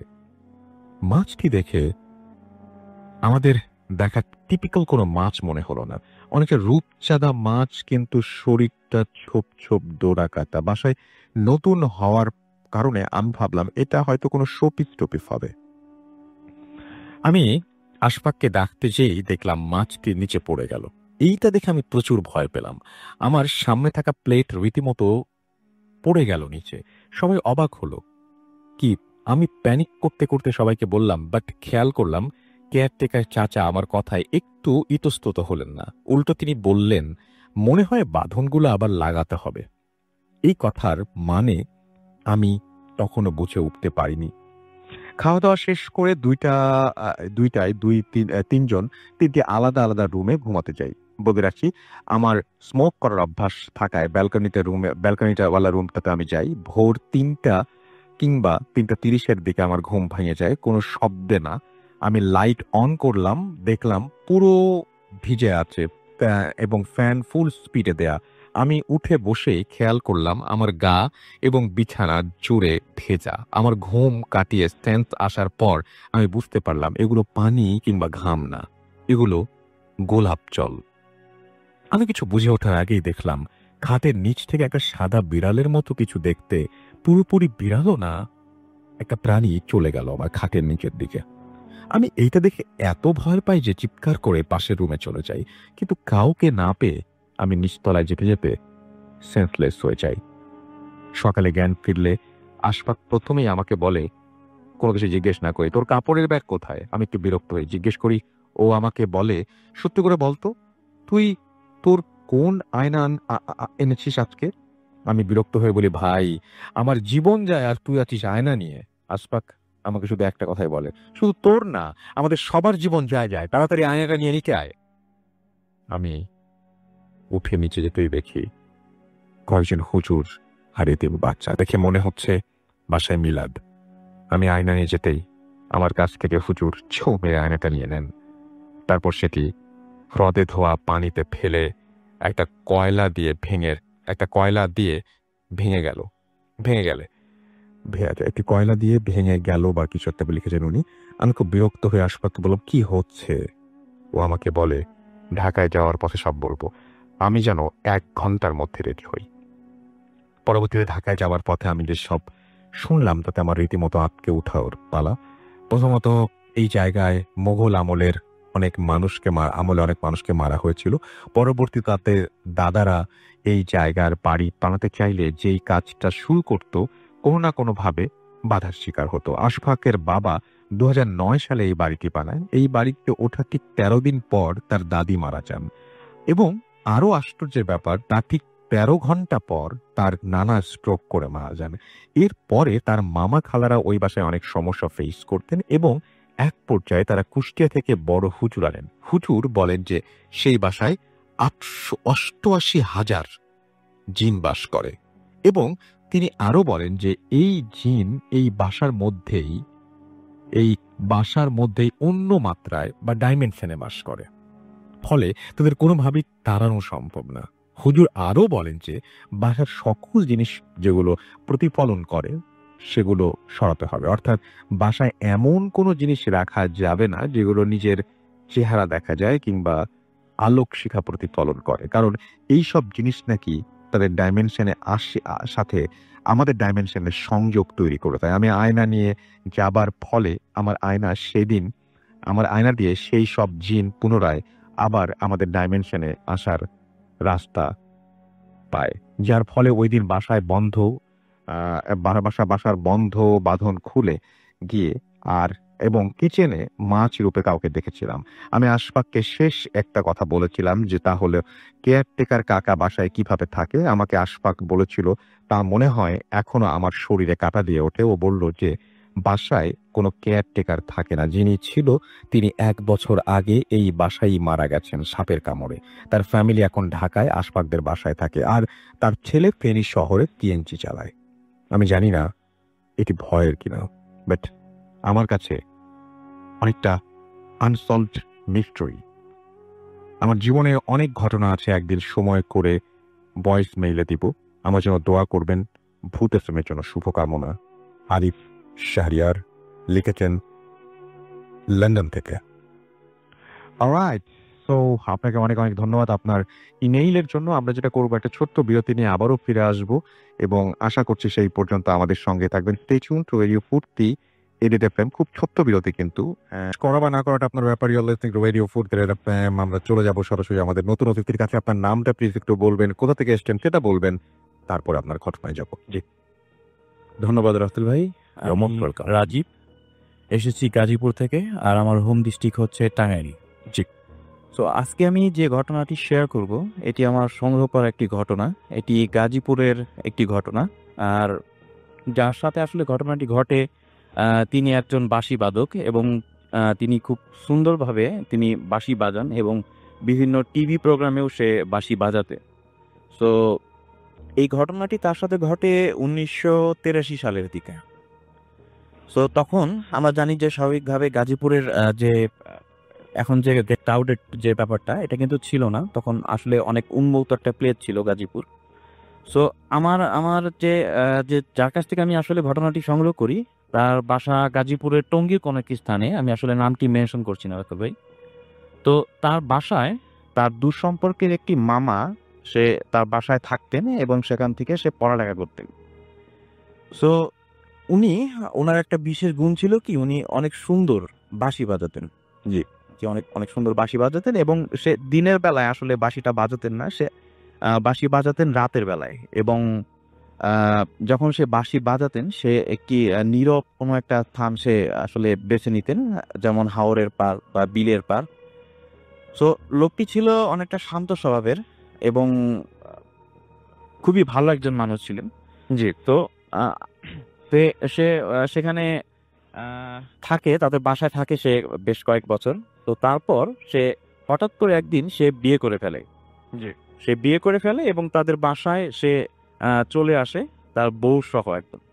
জি, তাও একটি শহর নিয়ে চলে আসে এবং তার সপ্তাহখানেক পরে সে তাদের বাসা থেকে কাপাসিয়া, গাজীপুরের একটি জায়গা, তো কাপাসিয়ায় সে ওখান থেকে চলে যায়। জি, সো তারপর আমি যার কাছ থেকে ঘটনাটি সংগ্রহ করি, আসলে সে তার নামটি আসলে শেয়ার করতে বারণ করেছেন, যার কারণে আসলে আমি নামটি শেয়ার করতে পারছি না রাতুল ভাই। তো সে তার বাঁশি এর আগেও শুনেছে, তো তার হঠাৎ করে ইচ্ছা হয় যে সে বাঁশি বাজানো শিখবে। তো বাঁশি বাজানো শিখবে, তো সে আহ, আসলে কয়েকটা বাঁশি সে কিনে নিয়ে আসে এবং সে একা একা ট্রাই করে, বাট তার হচ্ছিল না। তো তারপর সে ওখানকার স্থানীয় একজন গুরুজি আছে, তো তার কাছে সে তালিম নেয়, বাট আসলে মানে ওই রকম সুর সে পাচ্ছে না আসলে যেটা সে চায়। সো সে তার মামার খোঁজ শুরু করে, সে বিভিন্ন জায়গায় খোঁজ করে এবং কাপাসিয়াতেও যায়, বাট তার এক্স্যাক্টলি যে লোকেশন যেটা সেটা সে চেক করতে পারছিল না। আর আমরা জানি যে ওই সময়ে আসলে কমিউনিকেশন যে সিস্টেমটা এটা এতটা ডেভেলপ ছিল না আজকের মতো। তো তারপরে কেটে দেয় বেশ কিছুদিন। তো অ্যাট লাস্ট সে তার অ্যাড্রেস খুঁজে পায় এবং যায় তার সাথে দেখা করে। দেখা করার পরে তার মামাকে সে রিকোয়েস্ট করে যে তাকে যেন বাঁশি বাজানোটা শেখানো হয়। তখন তার মামা তার এই রিকোয়েস্টটি শোনে এবং তার ওনার মামার যে ওয়াইফ আছে ওনার দিকে এসে একবার তাকায়, বাট ওনার ওনার যে মামি কোনোভাবেই আসলে সম্মতি দিচ্ছিল না, মৌখিকভাবে না, বাট সে না করছিল, সে এক্সপ্রেশনের মাধ্যমে। কিন্তু সে তার ভাগ্নেকে আসলে অনেক আদর করার কারণে তার রিকোয়েস্টে আসলে ফেলতে পারে না। তো সে বলে আচ্ছা ঠিক আছে, তোমাকে আমি শেখাবো, সো কালকে রাতে তুমি আসো আমার সাথে। সো তারা চলে যায় কাপাসিয়ার একটি নিজ স্থানে, ওটা একটা হাওরের মতো। তো সেখানে তারা চলে যায় এবং সেখানে ছোট একটি ডিঙি নৌকার মতো ছিল। তো তারা দুজন সেই ডিঙি নৌকার উপরে ওঠার পরে আহ, তো তার মামা এক পাশে আর সে আরেক পাশে বসে। সো বসার পরে তখন তার মামা তাকে বলে, ওকে ঠিক আছে, তুমি এখন আমি যেভাবে বাঁশিটা বাজাবো তুমি আমার এই টোনগুলো নোট করার চেষ্টা করো। তখন সে বলে আচ্ছা ঠিক আছে। তখন তার মামা তার বাঁশিতে সুর তুলে এবং আমাকে উনি যেভাবে বলল যে এমন সুর সে এর আগে কখনো শোনেনি, মানে এটি একটি অদ্ভুত রকমের একটি মানে বাঁশির সুর। সো সে আসলে চোখ বন্ধ করে আসলে বাঁশির সুরটা সে শুনতে থাকে এবং নোট করার চেষ্টা করে। তো কিছুক্ষণ পরে সে অনুভব করে যে জিনিসটা, যে সেটা হচ্ছে যে আহ, তার নৌকায়, মানে আমরা তো জানি যে নৌকা যদি পানির উপরে থাকে রাজব ভাই সেটা কিন্তু দোল খা, তার নৌকাটা কোনো দোল খাচ্ছে না। সো দোল খাচ্ছে না, সে আহ, আহ, সে এটা ফিল করে সে তার চোখটা খুলে, যখনই সে তার চোখ খুলে সে দেখতে পারে যে তার যে মামা অপোজিট সাইডে যে সে বাঁশি বাজাচ্ছিল ঠিক তার ওপরে অনেকগুলা আলোর বিন্দু, আমরা জানি যে এলইডি লাইটের মতো অনেকগুলো আলো, এবং সেগুলো আপনার হইতেছে ওয়েভিং করতেছে ঢেউয়ের মতো।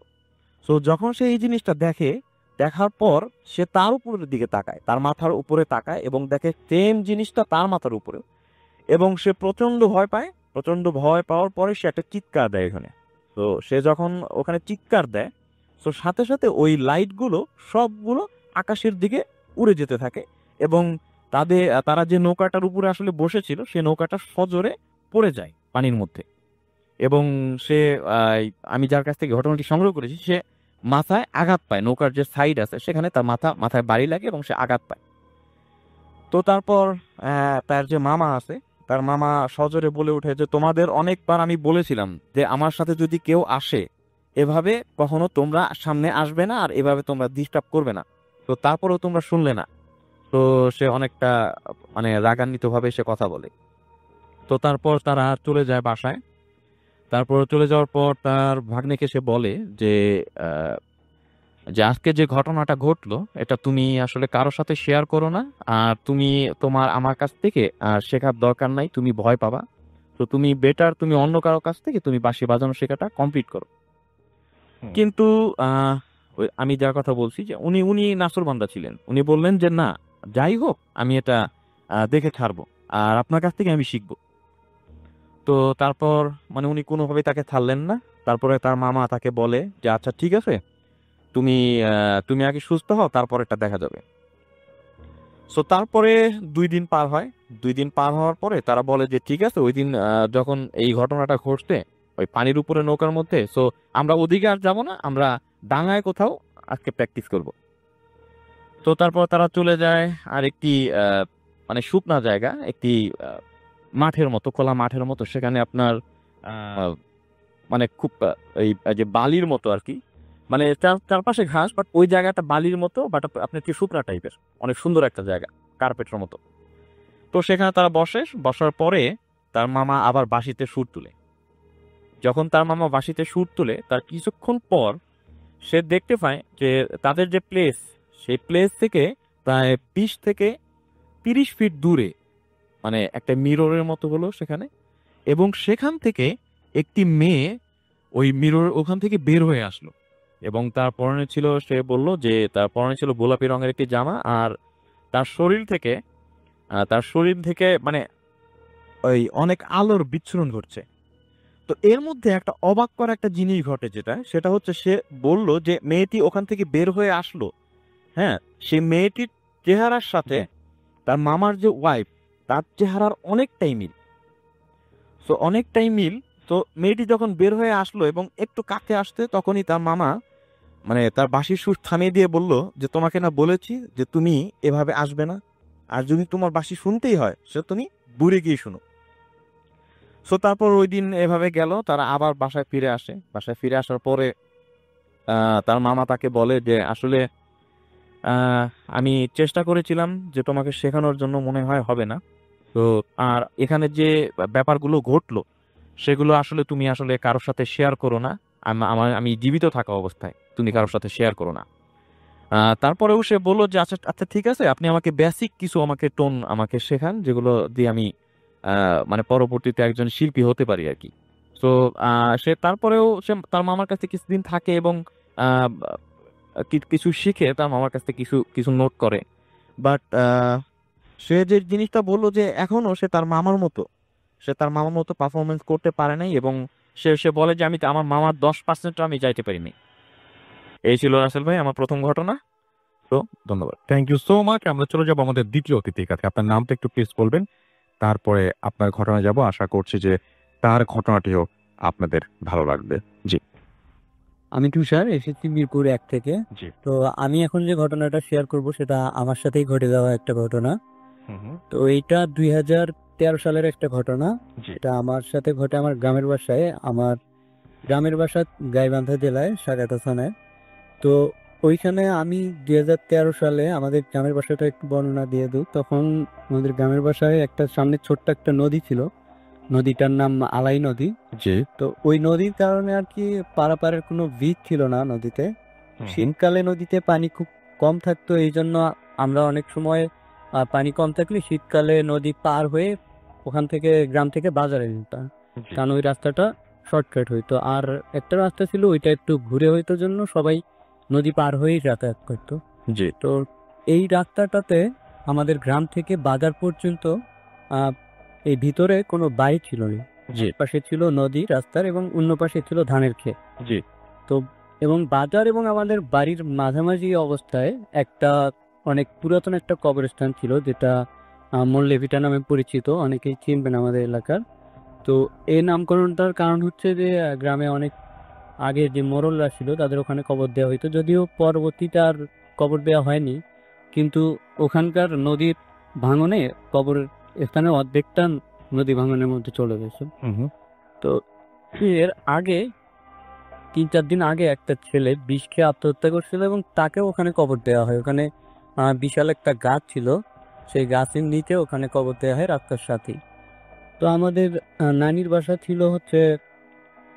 বাসা ছিল বাজার থেকে আরো 2 কিলোমিটার দূরে। তো ওখানে এই সবাইকে আমাদের পরিবারে ইনভাইট করার কারণে সবাই চলে যায়, আমি একা থেকে যাই বাড়িতে। তো আমি সন্ধ্যার সময় ঠিক মাগরিবের আজানের পরে নানির বাড়ির উদ্দেশ্যে আবার গ্রাম থেকে বের হই। তো আমি তখন শীতকাল, মোটামুটি শীত পড়া অবস্থা, তো নদীতে পানি কম, আমি নদী পার হয়ে ওই রাস্তা দিয়ে বাজারের উদ্দেশ্যে রওনা দিই। তো আমি যখন যাচ্ছিলাম তখন হালকা একটু অন্ধকার হয়ে গেছিল। তো আমি ওই কবরস্থানটাতে যখন যাই, তো যাওয়ার পরে আমি রাস্তাটা যখন পার হচ্ছিলাম তখন কবরস্থান থেকে অনেক আগরবাতির গন্ধ ছড়াচ্ছিল। তা আমি ভাবলাম যে হয়তো 2-3 দিন আগে একটা নতুন কবর দেওয়া হয়েছে, এই কারণে হয়তো আগরবাতির গন্ধটা এত প্রকট এখানে। তো আমি বিষয়টা সাধারণভাবে নিয়েই রাস্তা দিয়ে হাঁটছিলাম। তো হাঁটার এক পর্যায়ে আমি যখন ওই কবরস্থানটা থেকে, মানে কবরটা থেকে প্রায় 10-12 হাত সামনে চলে গেছি, এমন অবস্থায় মনে হচ্ছে যে আমার পিছনে কেউ একজন হাঁটছিল, মানে এরকম একটা অনুভব করতেছিলাম আমি। তো আমি তখন চিন্তা করলাম যে আমার গ্রামের বাড়ি থেকে অনেকেই হয়তো দেখা যাচ্ছে বাজারে যাবে। তো আমি পিছনে ফিরে তাকাইলাম যে দেখি চেনা কেউ বাজারে যাচ্ছে কিনা। তো আমি যখন পিছনের দিকে তাকাই তখন যেহেতু হালকা অন্ধকার ছিল, তার মধ্যে দেখতে পাচ্ছিলাম যে 4 জন লোক একটা লাশ বহনকারী যে খাটিয়াটা থাকে কাঠের, সেই খাটিয়াটা নিয়ে আমার পিছনে হাঁটতেছিল। তো আমি তখন চিন্তা করলাম যে আসলে যদি কেউ মারা যায় গ্রামীণ তাহলে তো আমার জানার কথা, কিন্তু আমি তো এটা মানে জানি না। এবং সবচেয়ে অবাক করা বিষয় যে তারা লাশটা নিয়ে কবরস্থানটা পার হয়ে চলে আসতেছে। তারপরে আমি ভাবলাম যে আমি যখন কবরস্থানটা পার হয়ে আসি তখন তো ওখানে কোনো নতুন কবর খোঁড়া দেখিনি। তো আমি একটু সামনের দিকে যখন হাঁটতেছিলাম তখন দেখলাম যে তারা অলরেডি কবরস্থানটা পার হয়ে আমার অনেকটা কাছে চলে আসলো। তো কাছে চলে আসার পরে এমন একটা অবস্থা হয় যে তারা আমার গায়ের উপর দিয়ে লাশটা নিয়ে যাবে এরকম একটা পরিস্থিতি হয়। তো আমি রাস্তার পাশে দাঁড়াই। তো দাঁড়ানোর পরে ওনারা আমার সোজায় বাম পাশে থাকে, আমি ডান পাশে হাঁটতেছিলাম। তো আমি একজনকে জিজ্ঞাসা করলাম যে আঙ্কেল কে মারা গেছে, কিন্তু তারা কেউ আমার দিকে তাকালো না এবং কোনো কথাও বললো না। তারা 4 জন শুধু সোজা সামনের দিকে দেখতেছে এবং হাঁটতেছে। আমি তখন ভালোভাবে খেয়াল করলাম যে খাটিয়ার উপরে যে লাশটা আছে সেই লাশটার হচ্ছে মুখটা বের করা, মানে পুরাটাই কাফন করা, বাট মুখের জায়গাটা খোলা এবং মুখে মনে হচ্ছে যে অনেকগুলো ধারালো ছোরা দিয়ে যদি কাটা হয় যেমন একটা অবস্থা হবে সেই রকম, এবং সেগুলো থেকে রক্ত ঝরছে এবং সেই রক্তটা আস্তে আস্তে রাস্তায় পড়ছে খাটিয়া থেকে। তো তারা আমার সামনে চলে গেল, আমি তখন তাদের পিছনে, তারা আমার সামনে হাঁটতেছে, আমি তাদের পিছনে হাঁটতেছি এবং লোকগুলোকে আমি কখনো মানে চিনি না যে কোথায় বা আগে কখনো দেখিনি লোকগুলোকে। তো আমি পরে জিনিসটা খেয়াল করলাম যে আসলে দেখি তো যে রক্তগুলো যে পড়তেছে এগুলো কি রাস্তায় কোনো দাগ আছে কিনা। তো আমি তখন রাস্তায় দেখলাম যে হ্যাঁ রক্তগুলো যে পড়তেছে সেই রক্তের দাগগুলো তখন রাস্তায় আছে। তো আমি চিন্তা করলাম যে অনেক সময় লাশ এইভাবে নিয়ে দেওয়া হয় গ্রাম থেকে গ্রামে, কিন্তু মৃত মানুষ থেকে তো রক্ত এইভাবে বের হওয়ার কোনো কথা না। তো আমার কাছে ফোন ছিল, আমি ফোন বের করলাম, যে ভাবলাম আমি বাসায় ফোন দিই যে কেউ এসে আমাকে নিয়ে যাও। কিন্তু আমি যখন ফোন বের করলাম তখন ফোনটা একদম অফ ছিল। তো তারপরে আমি অনেক চেষ্টা করলাম ফোনটা অন করার জন্য, কিন্তু ফোনটা অন হচ্ছিল না। এই প্রচন্ড শীতের মধ্যেও আমি অনেক ঘামতেছিলাম। তো যাই হোক আমরা ওইভাবেই হাঁটতেছিলাম, হাঁটতে হাঁটতে এর মধ্যে ওনারা কোনো কথা বলেনি কারোর সাথে, পিছনেও তাকায়নি, ওনারাও হাঁটতেছে, আমিও ওনাদের পিছনে পিছনে হাঁটতে। তো একটা পর্যায়ে যখন আমরা লোকালয়ের কাছে মানে বাজারের কাছে চলে আসি তখন হঠাৎ করে আমার সামনে থেকে পুরা জিনিসটাই আর কি, সরি স্যার ভাই আমি একটা জিনিস বলতে ভুলি। অসুবিধা নেই, আরেকবার বলেন, কোনো সমস্যা নেই। জি।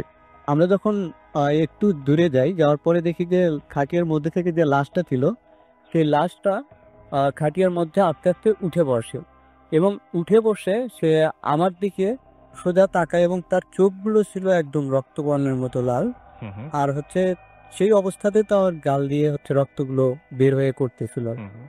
তো এরপরে আর কি লোকালয়ের কাছে আসার সাথে সাথে তারা আমার সামনে থেকে একদম মিলিয়ে যায়। তো আমি বাজারে আসার পরে বাসায় মানে নিজের ফোন বের করে দেখি ফোনটা অন আছে। জি। তো আমি বাসায় ফোন দেই গিয়ে আমাকে গলি নিয়ে যাওয়ার জন্য। তো আমাকে যখন বাসায় নিয়ে যাওয়া হয়, তো তখন আমি সবার সাথেই ঘটনাটা শেয়ার করি যে আজকে আমার সাথে এরকম একটা ঘটনা হয়েছে। তো তখন আম্মু আমাকে বলে যে ওনার যখন নতুন বিয়ে হয়, বিয়ের পরে উনি জিন দ্বারা পজেসড হয়েছিলেন একবার। তো আমার দাদা অবশ্য জিন ছাড়াইতে পারতেন। তো তিনি আম্মুকে ওই জিন থেকে মুক্ত করেন, কিন্তু এতদিন আম্মু আর কখনো ওনাকে দেখেনি, মানে ওই জিনটাকে। আম্মুর যে জিনিসটা হয়তো ওনাকে যখন জিনে পজেসড করতো তখন উনি দেখতেন যে নদী দিয়ে একটা লাশ ভেসে যাচ্ছে এবং লাশটার ওই মুখটা বের করা এবং সেই মুখ থেকে রক্ত পড়তেছে এইরকম একটা জিনিস দেখতেন, অথবা কোনো রাস্তা দিয়ে হেঁটে যাচ্ছেন তখন দেখতেন রাস্তার পাশে কাফন করা ওই লাশটা এবং মুখ থেকে রক্ত পড়ছে। সেটা শুধু আম্মুই দেখতেন, জি। আর কেউ দেখতেন না। তো আমি আগে এই ঘটনাটা জানতাম না। আমি শেয়ার করার পরে আম্মু আমাকে বলে যে হ্যাঁ আমার সাথে এরকম ঘটনা ছিল, আমার এটা কখনো বলা হয়নি। তো এরপরে আর কি আমি প্রচণ্ড ভয় পাই এই ব্যাপারটা নিয়ে, আমাকে বাড়ি থেকে বেরোনো নিষেধ করে দেয়। তো এর কিছুদিন পরে প্রায় 15-20 দিন পরে আমি আমার কাজিনদের সাথে বাজারে যাই। তো বাজার থেকে আবার আস্তে আস্তে রাত 11টার মতো বেজে যায়। তো আমরা তখন 3 জন ছিলাম, একসাথে আসতেছিলাম। তো ওখানে আরো একটা পুরাতন কবরস্থান ছিল নানির বাসায়। তো ওই জঙ্গল টাইপের ছিল, অনেক বাঁশঝাড় ছিল, ওর ভিতর দিয়ে যখন আমরা আসতেছিলাম হঠাৎ আমার ছোট একটা মামাতো ভাই ছিল, ও বলতেছিল যে ভাইয়া দেখো আমাদের পিছনে কেউ একজন হাঁটতেছে। তো আমরা 3জনই একসাথে পিছনের দিকে তাকাই এবং দেখি যে একটা লোক হাঁটতেছে আমাদের পিছন পিছন। তার পুরো শরীরটা কালো একটা চাদর দিয়ে ঢাকা এবং তার পাশে একটা বড় একটা কুকুর ছিল। কুকুরটাও কালো কালারের ছিল, পুরা কালো কালারের। তো এখন আমি প্রথমে চিন্তা করলাম যে গ্রামের কেউ হবে হয়তো। তো আমি ওনাকে ডাক দিলাম যে কে আপনি, এত রাতে কি করেন এখানে? তো উনি আমার কথা না শুনে, শোনার পরেই উনি ওই কবরস্থানের ভিতরের দিকে হাঁটা শুরু করলো, বাঁশঝাড়ের ভিতর দিয়ে। তো আমি চিন্তা করলাম কি ব্যাপার, আমি লোকটাকে জিজ্ঞাসা করলাম যে কে। সে আবার আমাদের কথা শুনে কবরস্থানের ওই দিকে যাচ্ছে কেন, জঙ্গলের দিকে। তো আমরা 3জনও তখন কি করলাম, ওই লোকটার পিছনে হাঁটা শুরু করলাম। তো ওই লোকটার পিছনে যখন হাঁটা শুরু করলাম, কিছু দূর যাওয়ার পরে আমরা কবরস্থানের যখন পুরোপুরি ভিতরে ঢুকে গেলাম, বাজারের ভিতরে, তো সামনে একটা অনেক মজা পুকুর ছিল, একটা বিশাল বড়। তো ওখান থেকে আর পার হওয়ার কোনো রাস্তা নেই। যদি ওই লোকটাকে আবার ফিরে আসতে হয় তাহলে আমরা যে পথে গেছি আবার ওই পথ দিয়েই তাকে ফিরতে হবে। কিন্তু আমরা যখন ওই মজা পুকুরটার সামনে গেলাম তখন দেখলাম যে না, ওই লোকটাও নেই, ওখানে কোনো পুকুরের অস্তিত্বও নেই, কিছুই নেই ওখানে। তো আমার কাজিনরা এটা দেখার পরে আর কি বেশ ভয় পেল। তো আমিও একবার এই ঘটনাটা ঘটার পরেও আমিও বেশ ভয় পেলাম যে আসলে কি হচ্ছে আমার সাথে আজকে আবার এতদিন পরে। তো আমি আবার ওদের সাথে ঘুরে বাসায় চলে আসি।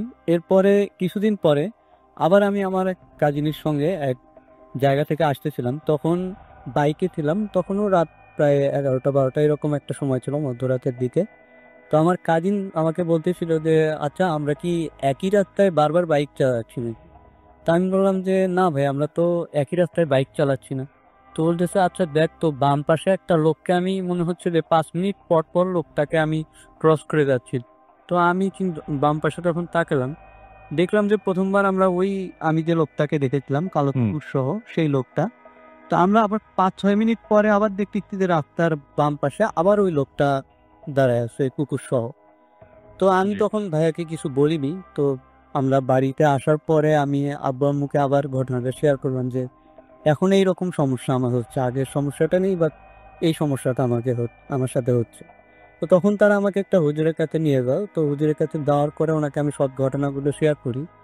তো উনি তখন বলে যে আমার দাদার সাথে একটা জিন ছিল, আমি যাকে এখন দেখি কুকুর সহ, সেই জিনটা আসলে সেই দাদার সাথে থাকা জিনটাই। উনি অনেক ভালো জিন, আমাকে প্রোটেক্ট করার জন্যই আর কি আমি যখন রাত্রে বের হই তখন ওনাকে দেখতে পাই। তো হুজুর আমাকে বলে দেয় যে কখনো ওনার সাথে কথা বলতে ট্রাই করবা না আর ওনার কাছেও যেতে ট্রাই করবা না। তো এখনো ভাই আমি মাঝে মাঝে রাত্রে একা বের হইলে ওনাকে দেখি। তো এই ছিল আমার ব্যাপার। Thank you so much. আমাদের এখানে অনেকেই কমেন্ট করছেন। আমি দেখতে পাচ্ছি রাতুল হাসান আমাদের সঙ্গে আছেন ভাই। আচ্ছা, সবার মোট কথা হচ্ছে যে ভূত has become part of our life, তো সেটা নিয়ে অনেকে কথা বলছেন। থ্যাংক ইউ ভেরি মাচ আমাদের সঙ্গে থাকার জন্য। জালালাবাদ থেকে শুনছেন এমডি এইক শুভ, আমাদের সঙ্গে আছেন দেখতে পাচ্ছি টুকু শেখ, আমাদের সঙ্গে আছেন দেখতে পাচ্ছি শিমুল সরকার, এছাড়া আমাদের সঙ্গে আছেন এমডি সুমন, এবং আমাদের সঙ্গে আছেন রেজাউল হক চৌধুরী, পিন্টু চৌধুরী আমাদের সঙ্গে আছেন পিকে রাফেল, আশিক বিল্লা আমাদের সঙ্গে আছেন দেখতে পাচ্ছি RDB ইমন খান, আমাদের সঙ্গে আছেন হিমেল আখরিদি, এছাড়াও আমাদের সঙ্গে আছেন শারমিন রিমা আছেন আমাদের সঙ্গে, মাহমুদ হাসান বন্দলে মানববন্ধন করবেন একটি, আমাদের সঙ্গে আছেন একজন ভালো ছেলে, এছাড়া আমাদের সঙ্গে আছেন শাহেদ সালমান, এছাড়া আছেন অভিজিৎ বণিক, তপন তাসনিম আমাদের সঙ্গে আছেন, ফয়সাল মারুফ আমাদের সঙ্গে আছেন দেখতে পাচ্ছি আরো অনেকেই।